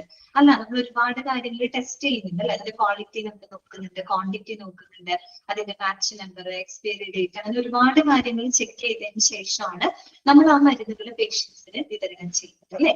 അപ്പൊ അത്തരത്തില് മരുന്നുകളുടെ ഉപയോഗത്തിന്റെ ഓരോ ഘട്ടത്തിലും എന്തുറപ്പാക്കാം? സൂക്ഷ്മ പരിശോധന നടത്തേണ്ടത് ആരുടെ റെസ്പോൺസിബിലിറ്റിയാണ്? ചീഫ് ഫാർമസിസ്റ്റിന്റെ റെസ്പോൺസിബിലിറ്റിയാണ്. ഓക്കെ, അതാണ് പറഞ്ഞത് scrutiny of drugs and various points of use. ഇനി നെക്സ്റ്റ് എന്താണ്? Preparation of index, issue and receipt voucher. അതാണ് preparation of index, issue and receipt voucher. നിങ്ങൾ ഇന്റൻഡിങ് ഓഫ് ഡ്രഗ്സ് പഠിച്ചിട്ടുണ്ടാവും അല്ലെ? ഇന്റൻഡ് ചെയ്യാന്ന് വെച്ചാൽ എന്താണ്? അതായത് making the requisition for the supply of drugs അല്ലെ? അതായത് നമ്മൾക്ക് ഈ പറയുന്ന മരുന്നുകൾ സപ്ലൈ ചെയ്യുന്നതിന് വേണ്ടിയിട്ട് നമ്മൾ എന്ത് കൊടുക്കാണ്? റിക്വസിഷൻ കൊടുക്കാണ് അല്ലെ? ഇതിനെയാണ് നമ്മൾ ഇന്റൻഡ് ചെയ്യാന്ന് പറയുന്നത് അല്ലെ? It is the making the requisition for the supply of drugs അല്ലെ? മരുന്നുകൾ സപ്ലൈ ചെയ്യുന്നതിന് വേണ്ടിയിട്ട് നമ്മൾ റിക്വസിഷൻ കൊടുക്കുന്നതിനെയാണ് ഇന്റൻഡ് ചെയ്യാന്ന് പറയുന്നത് അല്ലെ? അപ്പൊ അത്തരത്തിൽ എന്താണ്? പ്രിപ്പറേഷൻ ഓഫ് ഇൻഡെക്സ്, മരുന്നുകൾ നമുക്ക് പർച്ചേസ് ചെയ്യുന്നതിന് അല്ലെങ്കിൽ സപ്ലൈ ചെയ്യുന്നതിന് ആവശ്യമായിട്ടുള്ള ഇന്റന്റുകൾ തയ്യാറാക്കുക. അതുപോലെ തന്നെ അതൊക്കെ കൃത്യമായിട്ട് ഇന്റന്റുകൾ ഇഷ്യൂ ചെയ്യുക. പിന്നെ നമ്മൾ മരുന്നുകൾ സപ്ലൈ ചെയ്ത് പർച്ചേസ് ചെയ്തതിന് അതിന്റെ റിസീപ്റ്റുകളും വൗച്ചറുകളൊക്കെ കൃത്യമായിട്ട് സൂക്ഷിക്കും. ഇതൊക്കെ ആരുടെ റെസ്പോൺസിബിലിറ്റിയിൽ വരുന്നതാണ്? ചീഫ് ഫാർമസിസ്റ്റിന്റെ റെസ്പോൺസിബിലിറ്റിയിൽ വരുന്നതാണ് അല്ലെ? ഒരു ഫാർമസിയിലേക്ക് ആവശ്യമായിട്ടുള്ള മരുന്നുകളുടെ ഇന്റന്റുകൾ തയ്യാറാക്കുക, അതുപോലെ ഇന്റന്റുകൾ പ്രോപ്പർ ആയിട്ട് സപ്ലൈസ് ഇഷ്യൂ ചെയ്യുക, അവരിൽ നിന്ന് നമ്മൾ മരുന്നുകൾ പർച്ചേസ് ചെയ്ത് അതിന്റെ റിസീപ്റ്റുകളും വൗച്ചറുകളൊക്കെ മെയിൻറ്റെയിൻ ചെയ്യാനുള്ള റെസ്പോൺസിബിലിറ്റി ആർക്കാണ്? ചീഫ് ഫാർമസിസ്റ്റിനാണ്. ഓക്കെ, ക്ലിയർ ആയല്ലോ? അടുത്തത് എന്താണ്? ഇൻവെന്ററി കൺട്രോൾ ആണ് കേട്ടോ. ഇൻവെന്ററി കൺട്രോൾ എന്ന് പറഞ്ഞാൽ എന്താ ഉദ്ദേശിക്കുന്നത്? സ്റ്റോക്ക് കൺട്രോൾ ആണ് കേട്ടോ. അത് തന്നെ എന്താണ് കറക്റ്റ് ആയിട്ട് നജിമോ. ഇൻവെന്ററി എന്ന് പറഞ്ഞാൽ എന്താണ്? സ്റ്റോക്ക് ആണ് അല്ലെ? സ്റ്റോക്ക് പ്രോപ്പർ ആയിട്ട് കൺട്രോൾ ചെയ്യുക. അതായത് ഓവർ സ്റ്റോക്ക് ആവാനും പാടില്ല, അണ്ടർ സ്റ്റോക്ക് ആവാനും പാടില്ല അല്ലെ? അതേ രീതിയിൽ വേണം. നിങ്ങൾ എക്കണോമിക് ഓർഡർ ക്വാണ്ടിറ്റി ഒക്കെ പഠിച്ചില്ലേ? അതായത് നമുക്ക് ഒരിക്കലും എന്ത് ആവാൻ പാടില്ല? ഓവർ സ്റ്റോക്ക് ആവാനും പാടില്ല, അണ്ടർ സ്റ്റോക്ക് ആവാനും പാടില്ല അല്ലെ? അതേ രീതിയിൽ വേണം നമ്മൾ എന്ത് ചെയ്യാനായിട്ട്? ഫാർമസിയിലെ മരുന്നുകൾ സ്റ്റോക്ക് ചെയ്യും. അപ്പൊ ആ രീതിയിൽ ഇൻവെന്ററി കൺട്രോൾ കേട്ടോ, സ്റ്റോക്ക് കൃത്യമായിട്ട് കൺട്രോൾ ചെയ്യും. പിന്നെ അടുത്തത് എന്താണ്? Maintenance of stores, ledgers and records. അതുപോലെ തന്നെ നമുക്കറിയാം ഫാർമസിയിൽ നമ്മുടെ മരുന്നുകളുടെ അല്ലെ മെഡിക്കൽ സ്റ്റോർ എന്ന് പറഞ്ഞാൽ പുറത്തുള്ള മെഡിക്കൽ സ്റ്റോർ അല്ല ഉദ്ദേശിക്കുന്നത്. നമ്മുടെ ഹോസ്പിറ്റലിൽ തന്നെ മെഡിസിൻസുകൾ സപ്ലൈ ചെയ്യുന്ന സ്റ്റോറുകൾ, പിന്നെ മെഡിസിൻസുകളുടെ ലെഡ്ജേഴ്സ് എന്ന് വെച്ചാൽ കണക്കും കാര്യങ്ങളൊക്കെ രേഖപ്പെടുത്തുന്ന പുസ്തകങ്ങളാണ് കേട്ടോ. കണക്ക് പുസ്തകങ്ങൾ, അതിന്റെ റെക്കോർഡുകൾ അതെല്ലാം കൃത്യമായിട്ട് മെയിൻറ്റെയിൻ ചെയ്യുക. ഫാർമസിയിൽ സൂക്ഷിക്കേണ്ട റെക്കോർഡുകൾ, രജിസ്റ്ററുകളൊക്കെ നിങ്ങൾ പഠിച്ചിട്ടുണ്ടായിരിക്കുമല്ലോ. അപ്പൊ അങ്ങനെ ആ ഒരു ഫാർമസിയിലുള്ള മരുന്നുകളുടെ ലെഡ്ജേഴ്സുകള്, റെക്കോർഡ്സുകള്, പിന്നെ അതിന്റെ സ്റ്റോറുകളൊക്കെ പ്രോപ്പർ ആയിട്ട് മെയിൻറ്റെയിൻ ചെയ്യുക. പിന്നെ എന്താണ്? Provision of alternate electricity supply. Provision of alternate electricity supply, അതായത് ഒരു ആൾട്ടർനേറ്റ് ആയിട്ട് ഒരു ഇലക്ട്രിസിറ്റി സപ്ലൈക്കുള്ള ഒരു പ്രൊവിഷൻ ഉണ്ടാക്കാനുള്ള ഒരു റെസ്പോൺസിബിലിറ്റി ആർക്കുണ്ട്? ചീഫ് ഫാർമസിസ്റ്റിനുണ്ട്. അതെന്തുകൊണ്ടാണ് അങ്ങനെ പറഞ്ഞത്? ഇപ്പൊ നമുക്കറിയാലോ, ഇപ്പൊ കോൾഡ് സ്റ്റോറേജ് ഡ്രഗ്സുകളൊക്കെ ഉണ്ട് അല്ലെ? ഇപ്പൊ ഈ സെറം അല്ലെങ്കിൽ ഹോർമോണുകള്, ഇൻസുലിൻ പോലെയുള്ള മരുന്നുകൾ എന്നൊക്കെ പറഞ്ഞാൽ നമ്മൾ അത് ഫ്രീസ് ചെയ്ത് അല്ലെങ്കിൽ നമ്മൾ കോൾഡ് സ്റ്റോറേജ് ആയിട്ടാണ് സൂക്ഷിക്കുന്നത് അല്ലെ? അപ്പൊ ഇപ്പോ എന്തെങ്കിലും കാരണവശാൽ പവർ ഫെയിലിയർ വന്നു കഴിഞ്ഞപ്പോൾ എന്തുണ്ടാവും? നമ്മളിങ്ങനെ കോൾഡ് സ്റ്റോറേജ് ഡ്രഗ്സുകളുടെയൊക്കെ കോമ്പോസിഷനിലൊക്കെ ചിലപ്പോൾ എന്തെങ്കിലും വ്യത്യാസങ്ങൾ വരും അല്ലെ? അതായത് പ്രോപ്പർ ആയിട്ട് ആ ഒരു ടെമ്പറേച്ചർ മെയിൻറ്റെയിൻ ചെയ്തുകൊണ്ടാണ് നമ്മൾ അത്തരം മരുന്നുകളൊക്കെ സൂക്ഷിക്കുന്നത് അല്ലെ? അപ്പൊ കറണ്ട് പോയി, പവർ ഫെയിലിയർ വന്നു, അപ്പൊ എന്തെങ്കിലും കാരണവശാല് അവിടെ ഒരു ആൾട്ടർനേറ്റ് ഇലക്ട്രിസിറ്റി സപ്ലൈ ഇല്ലാന്നുണ്ടെങ്കിൽ ചിലപ്പോൾ ഈ മരുന്നുകളുടെ കോമ്പോസിഷനിലൊക്കെ എന്തെങ്കിലും വേരിയേഷൻസ് വരാം, വ്യത്യാസങ്ങൾ വരാം അല്ലെ? അപ്പൊ അതൊക്കെ അവോയ്ഡ് ചെയ്യുന്നതിന് വേണ്ടി ഇൻ കേസ് അങ്ങനെ വന്നാൽ തന്നെ ഒരു ആൾട്ടർനേറ്റ് ഇലക്ട്രിസിറ്റി സപ്ലൈക്കുള്ള ഒരു പ്രൊവിഷൻ ഇവിടെ ഉണ്ടായിരിക്കണം, ഫാർമസിയിൽ ഉണ്ടായിരിക്കണം. അത് ഉറപ്പാക്കേണ്ടത് ആരുടെ റെസ്പോൺസിബിലിറ്റിയാണ്? ചീഫ് ഫാർമസിസ്റ്റിന്റെ റെസ്പോൺസിബിലിറ്റിയാണ്. ഓക്കെ, ഇതാണ് അവിടെ പറയുന്നത് കേട്ടോ. Provision of alternate electricity supply. Okay ആണല്ലോ? നെക്സ്റ്റ് എന്താണ്? Scrutiny and quality control. നേരത്തെ പറഞ്ഞ അതേ പോയിന്റ് ആണ് കേട്ടോ. സ്ക്രൂട്ടിനി ആൻഡ് ക്വാളിറ്റി കൺട്രോൾ, അതായത് സൂക്ഷ്മ പരിശോധനകൾ അല്ലെ? മരുന്നുകളുടെ ഉപയോഗത്തിന്റെ ഓരോ ഘട്ടത്തിലും നമ്മൾ സൂക്ഷ്മ പരിശോധന നടത്താം. അതോടൊപ്പം അതിന്റെ ക്വാളിറ്റി കൺട്രോൾ ചെയ്യുക അല്ലെ? ക്വാളിറ്റി ഉറപ്പുവരുത്തുക അല്ലെ? ഏതെങ്കിലും മരുന്നുകളെ നമ്മൾ ക്വാളിറ്റി ടെസ്റ്റുകൾ നടത്തണം. എല്ലാ മരുന്നുകളും ക്വാളിറ്റി ടെസ്റ്റിന് ശേഷം മാത്രമാണ് നമ്മൾ പേഷ്യൻസിന് കൊടുക്കുന്നത് അല്ലെ? അപ്പൊ നമ്മൾ ഈ ക്വാളിറ്റി ടെസ്റ്റ് ചെയ്യുന്ന സമയത്ത് എന്തെങ്കിലും സബ്സ്റ്റാൻഡേർഡ് ആയിട്ടൊക്കെ തോന്നുകയാണെങ്കിൽ ഒരു കാരണവശാലും നമ്മൾ എന്ത് ചെയ്യരുത്? അത് ഡിസ്പെൻസ് ചെയ്യരുത് അല്ലെ? അതങ്ങനെ നമ്മൾ ഡിസ്ട്രിബ്യൂട്ട് ചെയ്യാനായിട്ട് പാടില്ല. അതുകൊണ്ട് തന്നെ ഒരു ചീഫ് ഫാർമസിസ്റ്റ് എന്ത് ചെയ്യണം? അതിന്റെ സൂക്ഷ്മ പരിശോധന ഉറപ്പുവരുത്തണം, അതുപോലെ അതിന്റെ ക്വാളിറ്റി കൺട്രോൾ ചെയ്തിരിക്കണം. ഓക്കെ, പിന്നെ അടുത്തത് എന്താണ്? Teaching and training of pharmacist അല്ലെ? നിങ്ങളൊരു ഫാർമസിസ്റ്റുകളുടെ റിക്വയർമെന്റുമായിട്ട് ബന്ധപ്പെട്ട ഫ്ലോ ചാർട്ട് ഒക്കെ പഠിച്ചിട്ടുണ്ടായിരിക്കും അല്ലെ? അപ്പൊ ഒരു ചീഫ് ഫാർമസിസ്റ്റിന്റെ കീഴിലായിട്ട് ഒരുപാട് ഫാർമസിസ്റ്റുകൾ അവിടെ പ്രവർത്തിക്കുന്നുണ്ട്. അപ്പൊ അദ്ദേഹത്തിന്റെ കീഴിലുള്ള മറ്റ് ഫാർമസിസ്റ്റുകൾക്ക് ആവശ്യമായിട്ടുള്ള പരിശീലനങ്ങൾ കൊടുക്കുക, അല്ലെങ്കിൽ അവർക്ക് വേണ്ട അവയർനെസ്സുകൾ കൊടുക്കാനുള്ള ഒരു ഉത്തരവാദിത്വം ആർക്കാണുള്ളത്? ചീഫ് ഫാർമസിസ്റ്റിനാണ്. ഓക്കെ, അതാണ് പറയുന്നത് teaching and training of pharmacist. അവരുടെ കീഴിലുള്ള ഫാർമസിസ്റ്റുകൾക്ക് ആവശ്യമായിട്ടുള്ള ട്രെയിനിങ്ങുകൾ അല്ലെങ്കിൽ അവർക്ക് വേണ്ട അവയർനെസ്സുകളൊക്കെ കൊടുക്കേണ്ടത് ചീഫ് ഫാർമസിസ്റ്റ് ആണ്. ഓക്കെ, അടുത്ത പോയിന്റ് എന്താണ്? Periodic utilisation report of pharmacy. എന്താണ്? Periodic utilisation report of pharmacy. അതുപോലെ തന്നെ നമ്മുടെ ഫാർമസിയിൽ ഡെയിലി റൂട്ടീൻ ആയിട്ട് നടക്കുന്ന പ്രവർത്തനങ്ങളുടെയൊക്കെ കൃത്യമായിട്ടുള്ള ഫാർമസി സേവനങ്ങൾ എങ്ങനെ നമ്മൾ യൂട്ടിലൈസ് ചെയ്യുന്നു അതിന്റെ ഒരു പീരിയോഡിക് ആയിട്ട് റെഗുലർ ആയിട്ട്, അതായത് ഇപ്പൊ ഫാർമസിയിൽ നമ്മൾ മരുന്നുകൾ സ്റ്റോക്ക് ചെയ്യുന്നുണ്ട്, മരുന്നുകൾ ഇഷ്യൂ ചെയ്യുന്നുണ്ട് അല്ലെ. അതുപോലെ അങ്ങനെ ഫാർമസി സേവനങ്ങളുമായിട്ട് ബന്ധപ്പെട്ട ഡെയിലി നടക്കുന്ന എല്ലാ എന്താണ് യൂട്ടിലൈസേഷൻ, ഏതൊക്കെ മരുന്നുകൾ കൺസ്യൂം ചെയ്യുന്നുണ്ട് അല്ലെ, കൺസ്യൂം ചെയ്തു പോകുന്ന മരുന്നുകൾ ഏതൊക്കെയാണ്, അല്ലെങ്കിൽ സ്റ്റോക്ക് ചെയ്തിട്ടുള്ള മരുന്നുകൾ, അങ്ങനെ ഒരു ഫാർമസി സേവനങ്ങളുമായിട്ട് ബന്ധപ്പെട്ട ഒരു യൂട്ടിലൈസേഷൻ റിപ്പോർട്ടുകൾ തയ്യാറാക്കുക. എന്ന് പറഞ്ഞാല് പീരിയോഡിക് ആയിട്ട് റെഗുലർ ആയിട്ട് തന്നെ ഫാർമസി സേവനങ്ങളുമായിട്ട് ബന്ധപ്പെട്ട യൂട്ടിലൈസേഷൻ റിപ്പോർട്ടുകൾ തയ്യാറാക്കുക. യൂട്ടിലൈസേഷൻ റിപ്പോർട്ട് എന്ന് പറഞ്ഞാൽ വേറൊന്നും അല്ലാട്ടോ ഉദ്ദേശിക്കുന്നത്, ഫാർമസിയിൽ ഡെയിലി നടക്കുന്ന പ്രവർത്തനങ്ങൾ, എത്ര മരുന്നുകൾ പോകുന്നുണ്ട്, എത്ര മരുന്നുകൾ നമ്മൾ വാങ്ങുന്നുണ്ട്, സ്റ്റോക്ക് ചെയ്യുന്നുണ്ട്, എത്ര എണ്ണം നമ്മൾ ഇഷ്യൂ ചെയ്യുന്നുണ്ട്, ബാലൻസ് എത്ര എണ്ണം ഉണ്ട് അല്ലെ, അങ്ങനെയൊക്കെയുള്ള കാര്യങ്ങളുണ്ടല്ലോ. അതിന്റെയൊക്കെ ആ ഒരു ഫാർമസി നമ്മൾ യൂട്ടിലൈസ് ചെയ്യുന്നതുമായിട്ട് ബന്ധപ്പെട്ട കാര്യങ്ങളൊക്കെ രേഖപ്പെടുത്തുന്ന റിപ്പോർട്ടുകൾ കൃത്യമായിട്ട് മെയിൻറ്റെയിൻ ചെയ്തിരിക്കണം. പിന്നെന്താണ്? Patient education. പേഷ്യന്റ് എഡ്യൂക്കേഷൻ എന്ന് പറഞ്ഞാൽ എന്താണ്? അതായത് ഇപ്പൊ രോഗികൾക്ക് മരുന്നുകളുടെ ഉപയോഗത്തെ പറ്റിയിട്ട് അവർക്ക് കൗൺസിലിംഗ് മറ്റും കൊടുക്കേണ്ടതായിട്ട് വരും അല്ലെ. അത് അത്യാവശ്യമാണ് അല്ലെ. പേഷ്യന്റ് എഡ്യൂക്കേഷൻ, അതായത് പേഷ്യൻസ് മരുന്നുകൾ എങ്ങനെ ഉപയോഗിക്കണം, ഏത് രീതിയിൽ ഉപയോഗിക്കണം, ഓരോ മരുന്നുകൾ ഉപയോഗിക്കുമ്പോൾ അവർ ശ്രദ്ധിക്കേണ്ട കാര്യങ്ങൾ എന്തൊക്കെയാണ്, അതിനെ പറ്റിയിട്ടൊക്കെ എന്താണ് പേഷ്യന്റിന് ഇത് കൊടുക്കാം, അവയർനെസ് കൊടുക്കുക അല്ലെ. അതാണ് എന്ത് പേഷ്യന്റ് എഡ്യൂക്കേഷൻ എടുത്തുകൊണ്ട് ഉദ്ദേശിക്കുന്നത്. ഈ പറഞ്ഞതെല്ലാം തന്നെ ആരുടെ റെസ്പോൺസിബിലിറ്റിയാണ്? ഒരു ചീഫ് ഫാർമസിസ്റ്റിന്റെ റെസ്പോൺസിബിലിറ്റിയാണ് കേട്ടോ. ഓക്കെ, ക്ലിയർ ആയോ പറഞ്ഞത്? ഓക്കെ ആണോ? എല്ലാ പോയിന്റ്സും മനസ്സിലായോ? ജസ്റ്റ് ഒന്ന് വായിച്ചു നോക്കി, ക്ലിയർ ആയോ നിങ്ങൾക്ക്?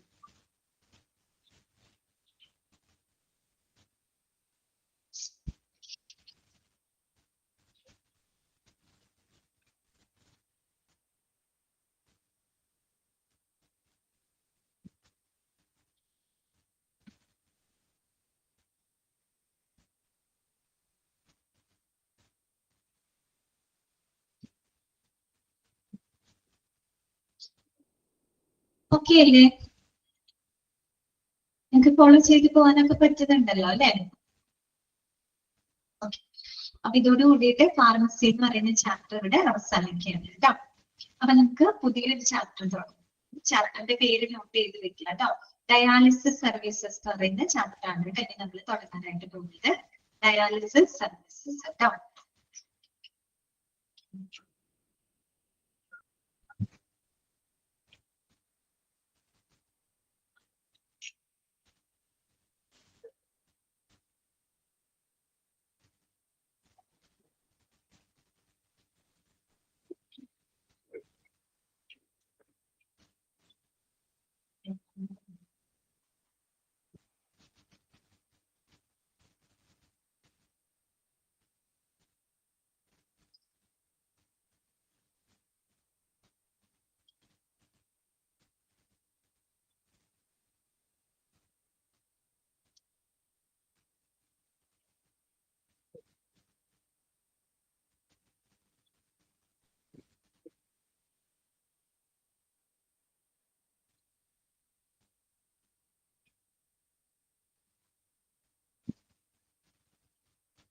ഓക്കെ, അപ്പൊ നമ്മള് സെക്കൻഡ് മൊഡ്യൂളിനകത്ത് 8ാമത്തെ ചാപ്റ്റർ ആണ് കേട്ടോ, ഡയാലിസിസ് സർവീസ്. ഓക്കെ, അതാണ് ഇനി നമ്മൾ സ്റ്റാർട്ട് ചെയ്യാനായിട്ട് പോകുന്നത് കേട്ടോ. നമുക്കറിയാം ഇങ്ങനെയുള്ള പേഷ്യൻസിനാണ് നമ്മൾ ഡയാലിസിസ് ചെയ്യുന്നത്. ഇങ്ങനെയുള്ള പേഷ്യൻസിനാണ് ഡയാലിസിസ് ചെയ്യാൻ നമ്മള്, ഇങ്ങനെയുള്ളവർക്കാണ് കിഡ്നി പേഷ്യൻസിനാണ് അല്ലെ, കിഡ്നി പേഷ്യൻസിനാണ് എടുത്തു കൊടുക്കുന്നത് ഡയാലിസിസ് കൊടുക്കുന്നത്. ഓക്കെ, അപ്പൊ നമ്മൾ ഈ ഒരു ചാപ്റ്ററിനകത്ത് ഡയാലിസിസ് സർവീസിനെ പറ്റിയിട്ട് ഡീറ്റെയിൽഡ് ആയിട്ട് തന്നെ നമ്മൾ പഠിക്കുന്നുണ്ട് കേട്ടോ. എന്താണ് ഡയാലിസിസ്, അതുപോലെ തന്നെ നമ്മൾ ഏതൊക്കെ സിറ്റുവേഷനിലാണ് ഡയാലിസിസ് നമ്മൾ ഉപയോഗിക്കുന്നത്, പിന്നെ കിഡ്നിയുടെ ഫങ്ഷൻസുകൾ എന്തൊക്കെയാണ്, പിന്നെ നമുക്ക് പ്രധാനമായിട്ടും 2 ടൈപ്പ് ഡയാലിസിസുകളാണ് നമുക്ക് പഠിക്കാനായിട്ടുള്ളത് കേട്ടോ. ഒന്ന് ഹീമോ ഡയാലിസിസ്, രണ്ടാമത്തത് പെരിറ്റോണിയൽ ഡയാലിസിസ് എന്ന് പറയുന്നത്. 2 ടൈപ്പാണ് നമുക്ക് പഠിക്കാനുള്ളത്. 2 ടൈപ്പാണ് ഉള്ളത് ഡയാലിസിസ് കേട്ടോ. ഒന്ന് ഹീമോ ഡയാലിസിസ് ഉണ്ട്, മറ്റൊന്ന് പെരിറ്റോണിയൽ ഡയാലിസിസ്. അപ്പൊ അതും രണ്ടും നമുക്ക് ഡീറ്റെയിൽ ആയിട്ട് തന്നെ പഠിക്കാനായിട്ടുണ്ട് കേട്ടോ. പിന്നെ ഡയാലിസിസ് സെന്റർ എന്താണ്, പിന്നെ ഒരു ഡയാലിസിസ് കോർഡിനേറ്ററുടെ റെസ്പോൺസിബിലിറ്റീസ് എന്തൊക്കെയാണ്, ഇങ്ങനെയുള്ള കാര്യങ്ങളൊക്കെയാണ് ഈ ഒരു ചാപ്റ്ററിനകത്ത് ഡിസ്കസ് ചെയ്യുന്നത്. എളുപ്പമുള്ള ചാപ്റ്ററാണ്, പക്ഷെ ഇമ്പോർട്ടന്റ് ആയിട്ടുള്ള ഒരു ചാപ്റ്ററാണ് കേട്ടോ. കാരണം ഒരുപാട് ക്വസ്റ്റ്യൻസുകളൊക്കെ ഇതിന് വരാറുണ്ട്. ഓക്കെ, അപ്പൊ നമുക്ക് തുടങ്ങാം. ഡയാലിസിസ് സർവീസ് അല്ലെ, നമുക്കറിയാം നമ്മുടെ ശരീരത്തില് ഒരു ജോഡി കിഡ്നി ആണുള്ളത്, 2 കിഡ്നി ഉണ്ട് അല്ലെ. കിഡ്നിയുടെ ഫംഗ്ഷൻ എന്താണ്, കിഡ്നി എന്ത് ഫംഗ്ഷനാണ് നമ്മുടെ ശരീരത്തിൽ ചെയ്യുന്നത്? നിനക്ക് അറിയാവുന്നതാണ്, അറിയാവുന്നവര് പറഞ്ഞോ, കുഴപ്പമില്ല. കിഡ്നി എന്ത് ഫംഗ്ഷൻസ് ആണ് നമ്മുടെ ശരീരത്തിൽ ചെയ്യുന്നത്? എന്താണെന്ന് പറഞ്ഞേ. പ്യൂരിഫിക്കേഷൻ. വെരി ഗുഡ്, കറക്റ്റ് ആണ് ജിമാന. ഓക്കെ, സുമാദേവി പറഞ്ഞു ബ്ലഡ് പ്യൂരിഫിക്കേഷൻ, കണ്ണീര് പറഞ്ഞു റിമൂവ് വേസ്റ്റ്, എല്ലാം കറക്റ്റ് ആണ് അല്ലെ. എന്താണ് കിഡ്നിയുടെ ഫംഗ്ഷൻ എന്ന് പറഞ്ഞാല്? പ്യൂരിഫിക്കേഷൻ ഓഫ് ബ്ലഡ് ആണ് അല്ലെ. അതായത് നമ്മുടെ ബ്ലഡിനെ പ്യൂരിഫൈ ചെയ്യാൻ, നമ്മുടെ ശരീരത്തിലുള്ള അധിക ദ്രാവകങ്ങള് അതുപോലെ തന്നെ മാലിന്യങ്ങളെയൊക്കെ പുറന്തള്ളാന്നുള്ളൊരു ഡ്യൂട്ടി ആക്കണ്ട് കിഡ്നിക്ക് ഉണ്ട്. അത് മാത്രമാണ് കിഡ്നിയുടെ ഫംഗ്ഷൻ. അത് മാത്രമല്ല ഒരുപാട് ഫംഗ്ഷൻസുകൾ കിഡ്നി ചെയ്യുന്നുണ്ട് കേട്ടോ. പ്രത്യേകിച്ച് നമ്മുടെ ശരീരത്തിലുള്ള ധാതു ലവണങ്ങള്, ജലം, അതിനെയൊക്കെ കൺട്രോൾ ചെയ്യുക. അതുപോലെ തന്നെ നമ്മുടെ ബ്ലഡ് പ്രഷർ ഉണ്ടല്ലോ, രക്തസമ്മർദ്ദമൊക്കെ കൺട്രോൾ ചെയ്യാനായിട്ടൊക്കെ സഹായിക്കുന്നതും ആര് തന്നെയാണ്? കിഡ്നിയാണ്. അതിലൊരുപാട് എന്താണ് വളരെ കോംപ്ലക്സ് ആയിട്ടുള്ള ഒത്തിരി ഫംഗ്ഷൻസുകൾ ആര് ചെയ്യുന്നുണ്ട്? കിഡ്നി നമ്മുടെ ശരീരത്തിനകത്ത് ചെയ്യുന്നുണ്ട് അല്ലെ. ഇനി ഞാൻ ചോദിക്കട്ടെ, നമ്മുടെ കിഡ്നി ഈ പറയുന്ന വേസ്റ്റുകളെ നമ്മുടെ ശരീരത്തിൽ നിന്ന് ഇങ്ങനെയുള്ള മാലിന്യങ്ങളെ എങ്ങനെയാണ് പുറന്തള്ളുന്നത്? എങ്ങനെയാണ് വേസ്റ്റ് എലിമിനേറ്റ് ചെയ്യുന്നത്? എന്തിലൂടെയാണ്? യൂറിനിലൂടെയാണ് അല്ലെ. കിഡ്നി എങ്ങനെയാണ്? മൂത്രത്തിലൂടെയാണ് ഇത്തരത്തിലുള്ള മാലിന്യങ്ങള് പുറത്തോട്ട് കളയുന്നത്. ഓക്കെ, അപ്പൊ നമുക്കറിയാം അല്ലെ, കിഡ്നിയുടെ ഫംഗ്ഷൻസ് ഒക്കെ നമുക്കറിയാം. അത്രയും കോംപ്ലക്സ് ആയിട്ടുള്ള ഒരുപാട് ഫംഗ്ഷൻസ് ആര് ചെയ്യുന്നുണ്ട്? കിഡ്നി ചെയ്യുന്നുണ്ട്. പക്ഷെ പല ശാരീരിക അവസ്ഥകൾ കാരണം കൊണ്ട്, ചില രോഗാവസ്ഥകൾ കാരണം കൊണ്ട് നമ്മുടെ കിഡ്നികൾ ചിലപ്പോൾ ഭാഗികമായിട്ട്, ചിലപ്പോൾ പൂർണ്ണമായിട്ട് തന്നെ എന്ത് സംഭവിക്കാം? പ്രവർത്തനരഹിതമാവാം അല്ലെ, പ്രവർത്തിക്കാത്തൊരവസ്ഥയിലേക്ക് എത്തും. അങ്ങനെ പ്രവർത്തനരഹിതമാകുന്ന കിഡ്നിക്ക് എന്ത് ചെയ്യാൻ പറ്റില്ല? നമ്മുടെ ശരീരത്തിൽ ഉണ്ടാകുന്ന അധിക ദ്രാവകങ്ങള് അല്ലെങ്കിൽ മാലിന്യങ്ങളെയൊക്കെ നീക്കം ചെയ്യാൻ സാധിക്കാത്തവര് അല്ലെ. അപ്പൊ അത്തരം സന്ദർഭത്തിന് നമ്മുടെ കിഡ്നിയുടെ ഫങ്ഷൻസ്, കിഡ്നിയുടെ ധർമ്മം നിർവഹിക്കാനായിട്ട് നമ്മൾ ചികിത്സാ രംഗത്ത് ഉപയോഗിക്കുന്ന ഒരു രീതിയാണിത് ഡയാലിസിസ് എന്ന് പറയുന്നത്. അപ്പൊ അതിനെപ്പറ്റിയൊന്നും കൂടുതൽ പറയേണ്ട നമുക്ക് എല്ലാവർക്കും അറിയാം അല്ലെ. എങ്ങനെയുള്ളവർക്കാണ് ഡയാലിസിസ് ചെയ്യുന്നതെന്നൊക്കെയുള്ളത് നമുക്കറിയാം.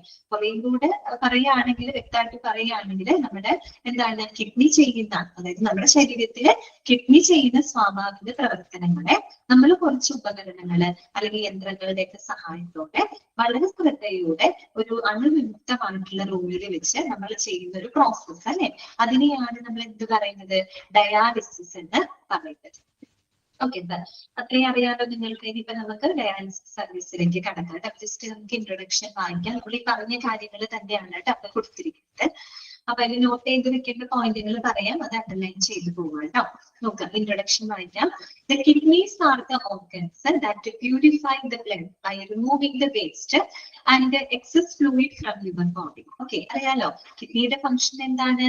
നമ്മുടെ ബ്ലഡിനെ പ്യൂരിഫൈ ചെയ്തുകൊണ്ട് നമ്മുടെ ശരീരത്തിലുള്ള വേസ്റ്റുകളെയൊക്കെ പുറന്തള്ളുന്ന ഒരു ഓർഗൻ ആണ് ആര്? കിഡ്നി എന്ന് പറയുന്നത്. Okay, this waste is sent to the bladder for the elimination when you urinate. നമ്മൾ പറഞ്ഞല്ലോ എങ്ങനെയാണ് കിഡ്നി ഇത് പുറന്തള്ളുന്നത്? യൂറിനിലൂടെയാണ് അല്ലെ, മൂത്രത്തിലൂടെയാണ് കിഡ്നി ഇത്തരത്തിലുള്ള വേസ്റ്റുകളെയൊക്കെ പുറത്തോട്ട് കളയുന്നത്. ഇനി എന്താണ് ഡയാലിസിസ് എന്ന് ചോദിച്ചു കഴിഞ്ഞാൽ അതിന് കൃത്യമായിട്ടുള്ള ഒരു ഡെഫിനേഷൻ അവിടെ കൊടുത്തിട്ടുണ്ട് കേട്ടോ. അത് നിങ്ങളൊന്ന് അണ്ടർലൈൻ ചെയ്ത് വെച്ചു. എന്താണ് dialysis? Is a kind of treatment. എന്താണ് ബ്ലാഡർ? ബ്ലാഡർ മീൻസ് എന്താണ്? മൂത്രസഞ്ചിയാണ് കേട്ടോ. ബ്ലാഡർ എന്താണ്? മൂത്രസഞ്ചിയാണ്, അറിയാലോ. ഓക്കെ, അപ്പൊ നോക്കാം, ഡയാലിസിസ് എന്ന് പറഞ്ഞാൽ എന്താണ്? Dialysis is a kind of treatment that removes the extra fluid and waste product from the blood when the kidneys are not able to. അല്ലെ, അതല്ലേ നമ്മൾ പറഞ്ഞത്? കിഡ്നി പ്രവർത്തനരഹിതമായി കഴിഞ്ഞാല് കിഡ്നി ചെയ്യുന്ന പ്രവർത്തനങ്ങള് നിർവഹിക്കുന്നതിന് വേണ്ടിയിട്ട് നമ്മൾ ചികിത്സാ രംഗത്ത് ഉപയോഗിക്കുന്ന ഒരു പ്രോസസ് ആണ് എന്ത്? ഡയാലിസിസ് എന്ന് പറയുന്നത്. അല്ലെ, കിഡ്നിക്ക് എന്താണ്? കിഡ്നി കംപ്ലൈന്റ് ആയി കഴിഞ്ഞാല് പിന്നെ നമ്മുടെ ശരീരത്തിലുള്ള ഫ്ലൂയിഡ്സുകള് അല്ലെങ്കിൽ എന്താണ് പറയുന്ന അതിന്റെ ദ്രാവകങ്ങള് മാലിന്യങ്ങളൊക്കെ റിമൂവ് ചെയ്യുന്നതിനായിട്ട് നമ്മൾ ഉപയോഗിക്കുന്ന ട്രീറ്റ്മെന്റ് ആണ് എന്ത്? ഡയാലിസിസ് എന്ന് പറയുന്നത്. ഓക്കെ, ഡയാലിസിസ് എന്താണെന്നുള്ളത് അണ്ടർലൈൻ ചെയ്ത് വെക്കാം കേട്ടോ. ഇനി നെക്സ്റ്റ് പറയുന്നത് ഒരു ഇമ്പോർട്ടന്റ് ആയിട്ടുള്ള ഒരു പോയിന്റ് ആണ്, അണ്ടർലൈൻ ചെയ്ത് വെക്കാം. എന്താണ്? Dialysis was first used effectively in the 1940s. ആ 1940s എന്നുള്ളത് അണ്ടർലൈൻ ചെയ്ത് വെക്കാം കേട്ടോ. അതായത് 1940-ലാണ് ആദ്യമായിട്ട് ഡയാലിസിസ് വളരെ ഫലപ്രദമായിട്ട് ഉപയോഗിക്കുന്നത് കേട്ടോ.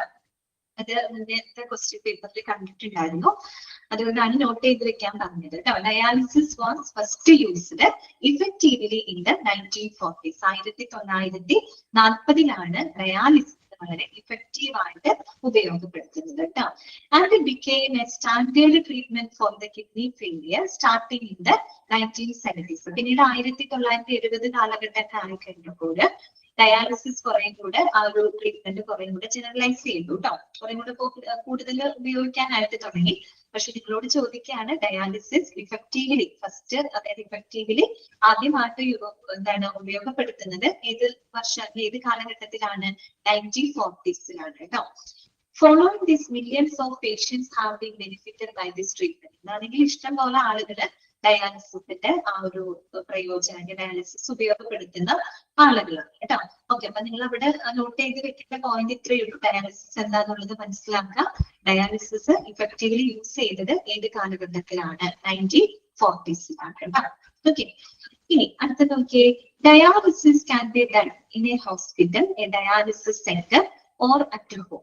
The doctor will determine which type of dialysis and best place based on the medical condition.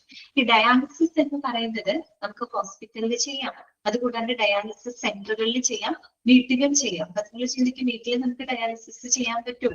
വീട്ടിൽ ചെയ്യാൻ പറ്റുന്ന ഡയാലിസിസ് ഉണ്ട്. അതാണ് ഇനി നമ്മൾ പഠിക്കാൻ പോകുന്ന പെരിറ്റോണിയൽ ഡയാലിസിസ് കേട്ടോ. അതിനെ പറ്റിയൊക്കെ നമുക്ക് ഡീറ്റെയിൽഡ് ആയിട്ട് ചാപ്റ്ററിനകത്ത് പറയുന്നുണ്ട്. അപ്പൊ ഡയാലിസിസ് നമുക്ക് ഹോസ്പിറ്റലിൽ ചെയ്യാം, സെന്ററിൽ ചെയ്യാം, അതുകൂടാണ്ട് നമുക്ക് വീടുകളിൽ ചെയ്യാം. പക്ഷെ ഏത് ടൈപ്പ് ഡയാലിസിസ് എവിടെ ചെയ്യണം എന്നുള്ളതൊക്കെ തീരുമാനിക്കുന്നത് നമ്മുടെ ഡോക്ടറാണ്. അത് ഓരോ പേഷ്യന്റിന്റെയും ഹെൽത്ത് കണ്ടീഷൻ അനുസരിച്ച് കൊണ്ടാണ് ഡോക്ടർ അത് തീരുമാനിക്കുന്നത്. ഏത് ടൈപ്പ് ഡയാലിസിസ്, നമുക്ക് പല ടൈപ്പ് പഠിക്കാനുണ്ട്. ഹീമോ ഡയാലിസിസ് പഠിക്കാനുണ്ട്, പെരിറ്റോണിയൽ ഡയാലിസിസ് ഒക്കെ പഠിക്കാനുണ്ട്. അപ്പൊ ഏത് ടൈപ്പ് ഡയാലിസിസ് ചെയ്യണം, എവിടെ ചെയ്യണം, എങ്ങനെ ചെയ്യണം എന്നുള്ള കാര്യങ്ങളൊക്കെ ഓരോ പേഷ്യന്റിന്റെയും ഹെൽത്ത് കണ്ടീഷൻ അനുസരിച്ച് ഡോക്ടറാണ് ഡിറ്റർമിൻ ചെയ്യുന്നത്. ഓക്കെ, ഇനി അടുത്തതൊരു ഇമ്പോർട്ടന്റ് പോയിന്റ് ആണ്, അണ്ടർലൈൻ ചെയ്ത് വെക്കാം കേട്ടോ. The length of dialysis treatment that relate body size, amount of waste in the body and the present state of the health. Underline ചെയ്തിട്ടാണ് കേട്ടോ. അതായത് ഒരു ഡയാലിസിസ് ട്രീറ്റ്മെന്റിന്റെ ലെങ്ത്, അതിന്റെ ഒരു ഡ്യൂറേഷൻ എന്ന് പറയുന്നത് 3 കാര്യങ്ങളെ ഡിപ്പെൻഡ് ചെയ്താണ് ഇരിക്കുന്നത്. 3 കാര്യങ്ങൾ. ഏതൊക്കെയാണ് ആ 3 കാര്യങ്ങൾ? ഫസ്റ്റ് പോയിന്റ് എന്താണ്? Body size. ഒന്നാമത്തെ എന്താണ്? Body size. രണ്ടാമത്തെ പറയുന്നത് എന്താണ്? Amount of waste in the body, നമ്മുടെ ബോഡിയിലുള്ള ആ ഒരു വേസ്റ്റിന്റെ അളവ്. മൂന്നാമത്തെ എന്താണ്? Present state of the health, അതായത് രോഗിയുടെ നിലവിലുള്ള ഹെൽത്ത് കണ്ടീഷൻ. ഈ 3 കാര്യങ്ങളെ ആശ്രയിച്ചുകൊണ്ടാണ് നമ്മളൊരു ഡയാലിസിസ് ട്രീറ്റ്മെന്റിന്റെ ലെങ്ത് നിർണ്ണയിക്കുന്നത്. അപ്പം ഏതൊക്കെയാണ് 3 factors? Length of dialysis treatment that depends on, ഒന്ന് ബോഡി സൈസ്. ഒന്ന് ആലോചിച്ച് നോക്കിയപ്പോ ബോഡി സൈസ്, ഇപ്പൊ വലിയൊരു ബോഡി സൈസ് ഉള്ള ഒരു ആളാണെന്ന് വിചാരിക്കുക. അപ്പൊ സ്വാഭാവികമായിട്ട് അയാളുടെ ശരീരത്തിൽ ധാരാളം ഫ്ലൂയിഡുകൾ ഉണ്ടാവും. അപ്പൊ അത് നമുക്ക് ഫിൽട്ടർ ചെയ്യാനായിട്ട് കുറച്ചധികം സമയം എടുക്കും അല്ലെ. അപ്പൊ അങ്ങനെയുള്ള രോഗികൾക്ക് നമ്മൾ ഡയാലിസിസ് ചെയ്യുമ്പോൾ കുറച്ച് ലെങ്തിയർ ആയിരിക്കും അല്ലെ, ലെങ്ത് കൂടുതലായിരിക്കും. കാരണം ബോഡി സൈസ് കൂടുന്നതിനനുസരിച്ച് എന്തുണ്ടായിരിക്കും? അവരുടെ ശരീരത്തിലുള്ള ആ ഒരു ഫ്ലൂയിഡിന്റെ ക്വാണ്ടിറ്റി കൂടുതലായിരിക്കും. അങ്ങനെ ഫ്ലൂയിഡിന്റെ ക്വാണ്ടിറ്റി കൂടുമ്പോൾ സ്വാഭാവികമായിട്ട് നമുക്ക് എന്താണ്? ഡയാലിസിസിന് കുറച്ച് അധിക സമയം എടുക്കും. അല്ലെ? ഒന്ന് ബോഡി സൈസ്. പിന്നെ നമ്മൾ പറഞ്ഞത് amount of waste in body, നമ്മുടെ ശരീരത്തിലുള്ള മാലിന്യങ്ങളുടെ അളവ്, അതും ഒരു ഇമ്പോർട്ടന്റ് ഫാക്ടർ ആണ് അല്ലെ? ഇപ്പൊ നമ്മുടെ ശരീരത്തിൽ നമ്മുടേതല്ല, ഇപ്പൊ പറയുന്ന പേഷ്യന്റിന്റെ ശരീരത്തില് വേസ്റ്റിന്റെ അളവ് കൂടുതലാണെന്ന് വിചാരിക്കാം. അങ്ങനെ കൂടുതലാണെങ്കിൽ എന്താണ്, അപ്പൊ കൂടുതൽ ചിലപ്പോൾ ഫ്രീക്വന്റ് ആയിട്ട് നമുക്ക് ഡയാലിസിസ് ചെയ്യേണ്ടതായിട്ട് വരും അല്ലെ? അപ്പൊ ഒന്ന് രണ്ടാമത്തെ amount of waste in the body. മൂന്നാമത്തെ എന്താണ്, present state of the health, അതായത് രോഗിയുടെ നിലവിലുള്ള ഹെൽത്ത് കണ്ടീഷൻ. ഇപ്പോ വളരെ സിവിയർ ആയിട്ടുള്ള ഒരു കിഡ്നി പേഷ്യന്റ് ആണെന്ന് വിചാരിക്കുക. അങ്ങനെയുള്ള ഒരു പേഷ്യന്റ് ആണെങ്കിൽ തീർച്ചയായിട്ടും നമുക്ക് ഫ്രീക്വന്റ് ആയിട്ട് ഒരു പക്ഷെ ഡയാലിസിസ് ചെയ്യേണ്ടതായിട്ട് വരും. അതേസമയം കുഴപ്പമില്ല, അത്യാവശ്യം ഒരു സ്റ്റേബിൾ ആയിട്ടുള്ള ഒരു പേഷ്യന്റ് ആണെങ്കിൽ നമുക്ക് ചിലപ്പോ എന്ത് ചെയ്താൽ മതി, അധികം നമുക്ക് ഡയാലിസിസ് ചെയ്യുന്നതായിട്ട് വരില്ല. അത് ആ ഒരു രോഗിയുടെ ഹെൽത്ത് കണ്ടീഷൻ അനുസരിച്ചിരിക്കുന്നത്. അതുകൊണ്ടാണ് അവർ പറയുന്നത് ഡയാലിസിസ് ട്രീറ്റ്മെന്റിന്റെ ലെങ്ത് എന്ന് പറയുന്നത് ഒന്ന് ബോഡി സൈസിനെയും മറ്റൊന്ന് amount of waste in the body, third എന്താ പറഞ്ഞത്, present state of the health. ഈ മൂന്ന് കാര്യങ്ങളെ ഡിപ്പെൻഡ് ചെയ്തിട്ടാണ് നമ്മൾ നിശ്ചയിക്കുന്നത്. ഓക്കെ, ഇത്രയും ഭാഗങ്ങൾ ക്ലിയർ ആണോ? ഇത്രയും കാര്യങ്ങൾ മനസ്സിലായോ? അപ്പൊ ആ 2 പാരഗ്രാഫിനകത്ത് നമ്മൾ ആകെ 3 പോയിന്റുകൾ പഠിച്ചിട്ടുള്ളൂ. ഓക്കെ, ഡയാലിസിസ് എന്താണെന്ന് പറഞ്ഞു. 1940s ഡയാലിസിസ് വളരെ ഇഫക്റ്റീവ് ആയിട്ട് ഉപയോഗപ്പെടുത്തിയത്.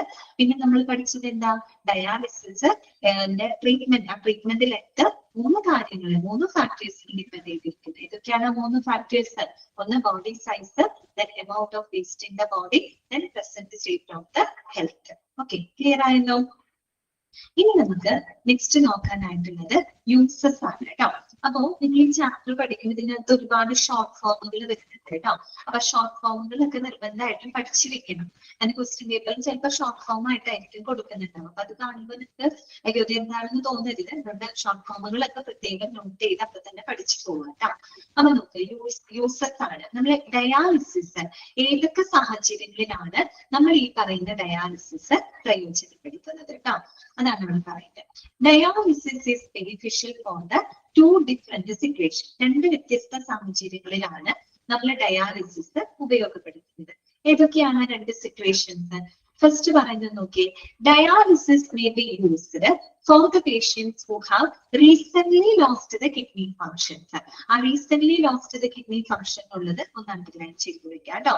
ആ ഒരു കണ്ടീഷൻ നമ്മൾ എന്താ പറയാന്നറിയോ, അക്യൂട്ട് റീനൽ ഫെയിലിയർ അഥവാ ARF എന്നാണ് പറയാം. ARF കേട്ടോ, അങ്ങനെ ഇവിടെ എഴുതി വെച്ചോ. ARF എന്ന് പറഞ്ഞാൽ എന്താണ്, അക്യൂട്ട് റീനൽ ഫെയിലിയർ. റീനൽ എന്ന വാക്ക് എവിടെ കേട്ടാലും നിങ്ങൾ ഓർക്കുക, അത് കിഡ്നിയുമായിട്ട് ബന്ധപ്പെട്ടതാണ് കേട്ടോ. റീനൽ എന്ന വാക്ക് എന്തുമായിട്ട് റിലേറ്റഡ് ആണ്, കിഡ്നിയുമായിട്ട് ബന്ധപ്പെട്ട വാക്കാണ് കേട്ടോ. അപ്പൊ എന്താണ് അക്യൂട്ട് റീനൽ ഫെയിലിയർ എന്ന് പറഞ്ഞു കഴിഞ്ഞാല്, അതായത് the patients who have recent lost the kidney function, അതായത് പെട്ടെന്ന് ഉണ്ടാകുന്ന വൃക്ക തകരാറുകള്, അല്ലെങ്കിൽ അടുത്തിടെയായിട്ട് റീസെന്റ് ആയിട്ട് എന്താണ് ഈ പറയുന്ന കിഡ്നി ഫെയിലിയർ ആയിട്ടുള്ള പേഷ്യൻസിനെയാണ്, അല്ലെങ്കിൽ അത്തരത്തിലുള്ള ഒരു കണ്ടീഷനെയാണ് നമ്മൾ അക്യൂട്ട് റീനൽ ഫെയിലിയർ എന്ന് പറയുന്നത്. അപ്പൊ അങ്ങനെയുള്ള സാഹചര്യത്തിൽ നമ്മൾ എന്ത് ഉപയോഗിക്കുന്നുണ്ട്, ഡയാലിസിസ് ഉപയോഗപ്പെടുത്തും. ഓക്കെ, പെട്ടെന്ന് ഉണ്ടാകുന്ന വൃക്ക തകരാറുകളാണ്. ഓക്കെ, അത് ചിലപ്പോൾ ഏതാനും ദിവസങ്ങൾ കൊണ്ടോ ചിലപ്പോൾ ഏതാനും മണിക്കൂറുകൾ കൊണ്ടൊക്കെ ചിലപ്പോൾ കിഡ്നി ഫെയിലിയർ വരാം. അങ്ങനെയുള്ള കണ്ടീഷനെയാണ് നമ്മൾ അക്യൂട്ട് റീനൽ ഫെയിലിയർ എന്ന് പറയുന്നത്. അത്തരം സിറ്റുവേഷനിൽ നമ്മൾ എന്ത് ഉപയോഗിക്കാറുണ്ട്, ഡയാലിസിസ് ഉപയോഗിക്കാറുണ്ട്. ഓക്കെ, അതാണ് ഒന്നാമത്തെ കേട്ടോ. രണ്ടാമത്തെ നോക്കി, used for the patients who have permanently lost the kidney function. Permanently lost the kidney function. ആ ഒരു കണ്ടീഷന് നമ്മൾ എന്താ പറയാ, chronic or end stage renal failure. എന്താണ് പറയാ, chronic or end stage renal failure. അതായത് എന്താണ്, സ്ഥിരമായിട്ട് പെർമനന്റ് ആയിട്ട് തന്നെ അല്ലെ, പെർമനന്റ് ആയിട്ട് തന്നെ കിഡ്നി ഫെയിലിയർ ആയിട്ടുള്ള ഒരു കണ്ടീഷൻ. അതിനെയാണ് നമ്മൾ എന്ത് പറയുന്നത്, ക്രോണിക് അഥവാ എൻഡ് സ്റ്റേജ് റീനൽ ഫെയിലിയർ എന്ന് പറയുന്നത്. ഈ സാഹചര്യത്തിൽ നമ്മൾ എന്ത് ഉപയോഗിക്കുന്നുണ്ട്, ഡയാലിസിസ് ഉപയോഗപ്പെടുത്തുന്നുണ്ട്. ഓക്കെ, ഡയാലിസിസ് ഉപയോഗിക്കുന്ന 2 കണ്ടീഷൻ, ഒന്ന് ARF ആണ്, മറ്റൊന്ന് chronic or end stage renal failure. എന്താണ് ARF എന്ന് ചോദിച്ചാൽ നിങ്ങൾ മനസ്സിലാക്കുക, the patients who have recent lost the kidney function. അടുത്തിടെയായിട്ട് പെട്ടെന്ന് വൃക്ക തകരാറുകൾ സംഭവിക്കുന്ന സാഹചര്യത്തിനെയാണ് നമ്മൾ അക്യൂട്ട് റീനൽ ഫെയിലിയർ എന്ന് പറയുന്നത്. അതേസമയം ശാശ്വതമായിട്ട് തന്നെ കിഡ്നി ഫെയിലിയർ ആവുന്ന ഒരു കണ്ടീഷനെയാണ് ക്രോണിക് അഥവാ എൻഡ് സ്റ്റേജ് റീനൽ ഫെയിലിയർ എന്ന് പറയുന്നത്. ക്ലിയർ ആയല്ലോ? ഇനി അതിന്റെ ആ പറഞ്ഞ 2 കണ്ടീഷൻ ഉണ്ടല്ലോ, അതിന്റെ എക്സ്പ്ലനേഷൻ ആണ് അവിടെ കൊടുത്തിരിക്കുന്നത്. അതൊന്ന് വായിക്കാം. അക്യൂട്ട് കിഡ്നി ഇഞ്ചുറി അഥവാ AKI, അതെന്ത് തന്നെയാണ്, ARF തന്നെയാണ് കേട്ടോ. നമ്മൾ നേരത്തെ ARF പറഞ്ഞില്ലേ, അക്യൂട്ട് റീനൽ ഫെയിലിയർ. അതിന് തന്നെയാണ് നമ്മൾ എന്ത് പറയുന്നത്, അക്യൂട്ട് കിഡ്നി ഇഞ്ചുറി അഥവാ AKI എന്ന് പറയുന്നത് കേട്ടോ. അപ്പൊ AKI എന്നായിരിക്കും ചിലപ്പോൾ ക്വസ്റ്റ്യൻ പേപ്പറിനകത്ത് കാണാം, അല്ലെങ്കിൽ ARF എന്നായിരിക്കും കാണാം. അപ്പൊ എന്താന്ന് മനസ്സിലാക്കി വെക്കുക, അക്യൂട്ട് കിഡ്നി ഇഞ്ചുറി അഥവാ അക്യൂട്ട് renal failure. അപ്പൊ നോക്കിയേ, a sudden episode of kidney failure or kidney damage. കേട്ടോ, പെട്ടെന്ന് ഉണ്ടാകുന്ന കിഡ്നി തകരാറുകളാണ്, അല്ലെങ്കിൽ കിഡ്നിക്ക് ഈ പറയുന്ന ഫെയിലിയർ ആവുന്ന ഒരു അവസ്ഥയാണ് കേട്ടോ. That happens within A few hours of days. കേട്ടോ, അത് ചിലപ്പോൾ ഏതാനും ദിവസങ്ങൾ കൊണ്ടോ അല്ലെങ്കിൽ ഏതാനും മണിക്കൂറുകൾ കൊണ്ടോ സംഭവിക്കുന്ന ഒരു സാഹചര്യമാണ് അല്ലെ. അപ്പൊ നോക്കിയേ, AKI is normally treated in a hospital setting with the intravenous fluids given through the vein. അതായത് സാധാരണ നമ്മൾ ഇങ്ങനെയുള്ള കണ്ടീഷൻസിനെ ട്രീറ്റ് ചെയ്യുന്നതിന് വേണ്ടിയിട്ട് ഇൻട്രാവെനസ് ഫ്ലൂയിഡ് സെറ്റിംഗ്സ്, അതായത് IV ആയിട്ടൊക്കെ നമുക്ക് ചിലപ്പോൾ പെട്ടെന്ന് എന്ത് ചെയ്യേണ്ടതായിട്ട് വരും, ട്രീറ്റ്മെന്റ് കൊടുക്കേണ്ടതായിട്ട് വരും. അങ്ങനെ ഒരു IV ഫ്ലൂയിഡ് സെറ്റിംഗ്സ് ഒക്കെയുള്ള സംവിധാനം, അത്തരത്തിലുള്ള ഒരു സംവിധാനങ്ങളുള്ള ഹോസ്പിറ്റലിലൂടെയാണ് നമ്മൾ ഇങ്ങനെ AKI ട്രീറ്റ്മെന്റുകൾ കൊടുക്കുന്നത് കേട്ടോ. ഓക്കെ, അപ്പൊ നോക്കിയേ, in critical cases dialysis may also be necessary for a short time till the kidneys get better. അപ്പൊ ഇങ്ങനെയുള്ള സാഹചര്യത്തിൽ നമുക്കൊരു ചെറിയ കാലയളവിലേക്ക് നമുക്ക് ചിലപ്പോൾ ഡയാലിസിസ് ഉപയോഗിക്കേണ്ടതായിട്ട് വരും. ഏതാവുന്നത് വരെ, till the kidneys get better, അതായത് കിഡ്നി ബെറ്റർ ആവുന്നത് വരെ. അപ്പൊ ശരിക്കും പറഞ്ഞാല് അക്യൂട്ട് കിഡ്നി ഇഞ്ചുറി എന്ന് പറഞ്ഞാൽ നമുക്ക് റിവേഴ്സിബിൾ ആണെന്ന് പറയാം. എന്തുകൊണ്ടാണ് റിവേഴ്സിബിൾ ആണെന്ന് പറയുന്നത്, പക്ഷെ പെട്ടെന്ന് ഉണ്ടാവുന്ന വൃക്ക തകരാറാണ്. അപ്പൊ അതിന് എന്തെങ്കിലും ഒരു റീസൺ ഉണ്ടാവുമല്ലോ. ആ റീസൺ കണ്ടുപിടിച്ചിട്ട് നമ്മൾ അതിന് പരിഹാരം കാണുകയാണെങ്കിൽ നമുക്ക് പെട്ടെന്ന് തന്നെ എന്ത് ചെയ്യാൻ പറ്റും, ആ പേഷ്യന്റിനെ നമുക്ക് റിക്കവർ ചെയ്ത് കൊണ്ടുവരാനായിട്ട് സാധിക്കും. ഓക്കെ, അപ്പൊ അതുകൊണ്ട് നമുക്ക് ചിലപ്പോൾ കിഡ്നി ഒന്ന് ബെറ്റർ ആവുന്നത് വരെ കുറച്ച് കാലയളവിലേക്ക് നമുക്ക് എന്ത് ചെയ്യേണ്ടതായിട്ട് വരും, ഡയാലിസിസ് ചെയ്യേണ്ടതായിട്ട് വരും. അതൊരു പരിധി വരെ നമുക്കത് റിവേഴ്സിബിൾ ആണെന്ന് പറയാം. കാരണം ആ കിഡ്നി പെട്ടെന്ന് ഉണ്ടാവുന്ന പ്രശ്നമാണ്, അതിന്റെ കാരണം എന്താണെന്ന് കണ്ടെത്തിയിട്ട് അതിന് നമുക്കൊരു സൊല്യൂഷൻ കൊടുക്കുകയാണെങ്കിൽ ആ ഒരു ബെറ്റർ കണ്ടീഷൻ, കിഡ്നിനെ നമുക്ക് കുറെ കൂടെ ബെറ്റർ ഒരു കണ്ടീഷനിലേക്ക് കൊണ്ടുവരാനായിട്ട് സാധിക്കും. ഓക്കെ, അതാണ് ഇത് അക്യൂട്ട് കിഡ്നി ഇഞ്ചുറി അഥവാ അക്യൂട്ട് റീനൽ ഫെയിലിയർ എന്ന് പറയുന്നത്. രണ്ടാമത്തെ കണ്ടീഷൻ എന്താണ്, കിഡ്നി ഫെയിലിയർ ആണ്, അതായത് ക്രോണിക് കിഡ്നി ഡിസീസ് അഥവാ എൻഡ് സ്റ്റേജ് റീനൽ ഫെയിലിയർ എന്ന് പറയും. അതെന്ന് പറഞ്ഞാൽ എന്താണ്, okay, as per the national kidney foundation, end stage kidney failure happens when the kidneys are functioning at only 10 to 15% of their normal function. ആ 10 to 15% എന്നുള്ളത് നിങ്ങളൊന്ന് underline ചെയ്ത് വെക്കുക കേട്ടോ. നമ്മൾ ഒരു എന്താ പറയാ, കിഡ്നി ഫെയിലിയർ ആയി, കംപ്ലീറ്റ് ആയിട്ട് ഫെയിലിയർ ആയി എന്ന് നമ്മൾ എപ്പോഴാണ് പറയുന്നത്, അതായത് കിഡ്നിയുടെ നോർമൽ പ്രവർത്തനങ്ങൾ ഒരു 10 to 15% ചുരുങ്ങി പോകുന്ന ആ ഒരു സാഹചര്യത്തിനെയാണ് നമ്മുടെ എൻഡ് സ്റ്റേജ് കിഡ്നി ഫെയിലിയർ എന്ന് പറയുന്നത്. ശരിക്കും പറഞ്ഞാൽ 10 to 15% എന്ന് പറഞ്ഞാൽ ശരിക്കും എന്തായി, ടോട്ടലി കിഡ്നി ഫെയിലിയർ ആയി കഴിഞ്ഞു അല്ലെ. അപ്പൊ അതൊന്ന് നോക്കി വെക്കുക കേട്ടോ. 10 to 15% of their normal function. At this stage, the kidneys will not be able to keep you alive without the extra help. അപ്പൊ ആ ഒരു സിറ്റുവേഷനിൽ നമുക്ക് ഒരു എക്സ്ട്രാ ഹെൽപ്പ് ഇല്ലാതെ ഒരു കാരണവശാലും നമുക്ക് ആ കിഡ്നിനെ എന്ത് ചെയ്യാൻ പറ്റില്ല, ആ രോഗിയുടെ ജീവൻ നമുക്ക് നിലനിർത്താനായിട്ട് സാധിക്കില്ല അല്ലെ. മറ്റൊരു എക്സ്ട്രാ ഹെൽപ്പ് എന്താണെന്ന് നമുക്ക് വേണ്ടതായിട്ട് വരും. This is also known as an end stage kidney disease അഥവാ ESKD. കണ്ടോ, ESKD നിങ്ങൾ നോട്ട് ചെയ്ത് വെക്കുക കേട്ടോ. എൻഡ് സ്റ്റേജ് കിഡ്നി ഡിസീസ് എന്നാണ് ഇതിനെ പറയുന്നത്. With the kidney failure, dialysis is only able to do some of the work of healthy kidneys, but it is no cure for the kidney disease. അത് നിങ്ങൾ എപ്പോഴും മനസ്സിലാക്കി വെക്കുക കേട്ടോ. അതായത് ഒരു ഡയാലിസിസ് എന്ന് പറഞ്ഞു കഴിഞ്ഞാൽ അതൊരിക്കലും കിഡ്നീനെ സുഖപ്പെടുത്തുന്നില്ല. പകരം എന്താണ്, കിഡ്നി ചെയ്യുന്ന ഫംഗ്ഷനെ നമ്മൾ കുറച്ച് എന്താണ് എക്യുപ്മെന്റ്സും മറ്റും ഉപയോഗിച്ച് ജസ്റ്റ് ഒന്ന് സബ്സ്റ്റിറ്റ്യൂട്ട് ചെയ്യുന്നു, അത്ര മാത്രമേ അവിടെ ചെയ്യുന്നുള്ളൂ. അല്ലാണ്ട് ഒരിക്കലും ഡയാലിസിസ് എന്ന് പറയുന്നത് കിഡ്നീനെ സുഖപ്പെടുത്താനുള്ള ഒരു ചികിത്സയോ അങ്ങനെയുള്ള കാര്യങ്ങളോ ഒന്നും അല്ല കേട്ടോ. ഓക്കെ, അതെന്ന് പറഞ്ഞു കഴിഞ്ഞാൽ എന്താണ്, കിഡ്നി ചെയ്യുന്ന ഫംഗ്ഷൻസിനെ നമ്മൾ കുറച്ച് മറ്റുള്ള ഉപകരണങ്ങൾ ഉപയോഗിച്ച് സബ്സ്റ്റിറ്റ്യൂട്ട് ചെയ്യും. ആ ഒരു കാര്യമാണ് എന്ത്, നമ്മൾ ഡയാലിസിസ് എന്നതുകൊണ്ട് ഉദ്ദേശിക്കുന്നത് കേട്ടോ.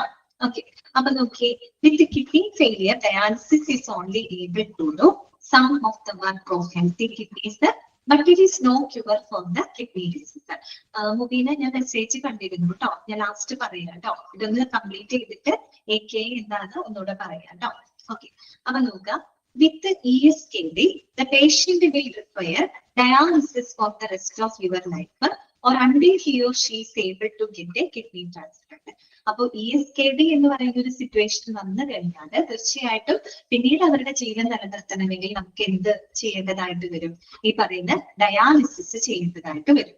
അല്ലെങ്കിൽ നമ്മൾ ഒരു കിഡ്നി ട്രാൻസ്പ്ലാന്റ് ചെയ്യുന്നത് വരെ നമുക്ക് എന്ത് ചെയ്യേണ്ടതായിട്ട് വരും? ഡയാലിസിസ് കണ്ടിന്യൂ ചെയ്യേണ്ടതായിട്ട് വരും. ഓക്കെ, ഈ രണ്ട് സാഹചര്യങ്ങളാണ് നമ്മൾ പറഞ്ഞത്. ഓക്കെ ആയോ? അപ്പൊ ഡയാലിസിസ് നമ്മൾ ചെയ്യുന്നത് രണ്ട് വ്യത്യസ്ത സാഹചര്യങ്ങളിലാണ്. ഒന്ന് AK എന്ന് പറഞ്ഞാൽ അക്യൂട്ട് കിഡ്നി ഇഞ്ചുറി എന്നാണ് കേട്ടോ. എന്ന് പറഞ്ഞാൽ പെട്ടെന്ന് ഉണ്ടാകുന്ന വൃക്കത്തകരാറുകളാണ്. That means the patients who have recently lost the kidney function. പെട്ടെന്ന് ഉണ്ടാകുന്ന വൃക്കത്തകരാറുകളെയാണ് നമ്മൾ അക്യൂട്ട് കിഡ്നി ഇഞ്ചുറി എന്ന് പറയുന്നത്. അപ്പൊ നമ്മൾ ആ ഒരു കിഡ്നി ബെറ്റർ ആകുന്നത് വരെ നമുക്ക് എന്ത് ചെയ്യേണ്ടതായിട്ട് വരും? ഡയാലിസിസ് ചെയ്യേണ്ടതായിട്ട് വരും. ഇനി രണ്ടാമത്തത് ESKD ആണ്. അതായത് end stage kidney disease. End stage kidney disease എന്ന് പറഞ്ഞാൽ എന്താണ്? The patients who have permanently lost the kidney function. ശാശ്വതമായിട്ട് തന്നെ കിഡ്നി തകരാറിലാവുന്ന ഒരു സിറ്റുവേഷൻ, അതാണ് ESKD എന്ന് പറയുന്നത്. അപ്പൊ അത്തരം സിറ്റുവേഷനിൽ നമുക്ക് ഡയാലിസിസ് ചെയ്യാതെ ഒരിക്കലും മുന്നോട്ട് പോകാനായിട്ട് പറ്റില്ല. ഒന്നിനെയും നമ്മൾ കിഡ്നി ട്രാൻസ്പ്ലാന്റ് ചെയ്യുന്നത് വരെയെങ്കിലും എന്ത് ചെയ്യേണ്ടതായിട്ട് വരും? ഡയാലിസിസ് കണ്ടിന്യൂ ചെയ്യേണ്ടതായിട്ട് വരും. ക്ലിയർ ആയോ? മനസ്സിലായോ? അപ്പൊ ഇന്ന് ഇത്രയും മതി കേട്ടോ. ഇന്ന് ഇത്രയും മതി. അപ്പൊ ഇത്രയും ഭാഗങ്ങളില് നിങ്ങൾക്ക് എന്തെങ്കിലും സംശയങ്ങൾ ഉണ്ടെങ്കിൽ ചോദിക്കാം. ഞാൻ അൺമ്യൂട്ട് ചെയ്യാണ്. ഇന്നത്തെ ക്ലാസ്സിൽ നിങ്ങൾക്ക് എന്തെങ്കിലും ഡൗട്ടുകൾ ഉണ്ടെങ്കിൽ ചോദിക്കാം കേട്ടോ.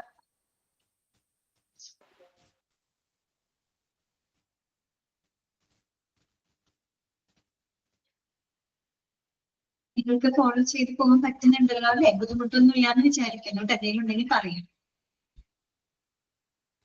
അണ്ടർലൈൻ ചെയ്യേണ്ട ഭാഗങ്ങള് നമ്മൾ പറഞ്ഞല്ലോ. ആദ്യത്തേക്ക് ഡയാലിസിസ് എന്താണ്? Dialysis is a kind of treatment. അത് അണ്ടർലൈൻ ചെയ്ത് വെക്കാം. അതുപോലെ 1940s ആദ്യമായിട്ട് ഡയാലിസിസ് ഇഫക്റ്റീവ് ആയിട്ട് ഉപയോഗപ്പെടുത്തുന്നത്. ഓക്കെ, സെക്കൻഡ് പാരഗ്രാഫിൽ നോക്കി, length of dialysis treatment delay എന്തൊക്കെ കാര്യങ്ങളെയാണ് ഡിപ്പെൻഡ് ചെയ്യുന്നത്? Body size, amount of waste in the body, present state of the health, അതൊക്കെ നോട്ട് ചെയ്ത് വെക്കാം. അതൊക്കെ അണ്ടർലൈൻ ചെയ്ത് വെക്കാം. ഓക്കെ, പിന്നെ നമ്മൾ ഈ രണ്ട് പോയിന്റുകൾ ഇമ്പോർട്ടന്റ് ആണ്. ഏതൊക്കെ കണ്ടീഷനിലാണ് നമ്മൾ ഡയാലിസിസ് ഉപയോഗിക്കുന്നത് കേട്ടോ? ഒന്ന് AKI, മറ്റൊന്ന് ESKD. ഓക്കെ,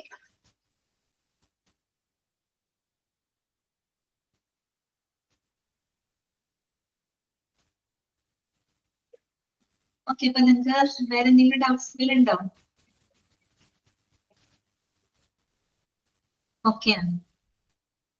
ഇത്രയും ഭാഗങ്ങള് നല്ലപോലെ വായിക്കാം കേട്ടോ. അതുപോലെ പരമാവധി നിങ്ങൾ എപ്പോഴും ഡെയിലി മോക്ക് ടെസ്റ്റുകളൊക്കെ പ്രാക്ടീസ് ചെയ്യാനായിട്ട് ശ്രമിക്കുക കേട്ടോ. മോക്ക് ടെസ്റ്റുകൾ പ്രാക്ടീസ് ചെയ്ത് പോയാലാണ് നിങ്ങൾക്കൊരു ഫൈനൽ എക്സാം വരുമ്പോ നിങ്ങൾക്ക് അത് എളുപ്പമായിരിക്കും കേട്ടോ. അതുകൊണ്ടാണ്. അപ്പൊ കാര്യം തിരക്കുകൾ ഉണ്ടാവും, വീട്ടിലെ തിരക്കുകളും കാര്യങ്ങളൊക്കെ ഉണ്ടാവും അറിയാം.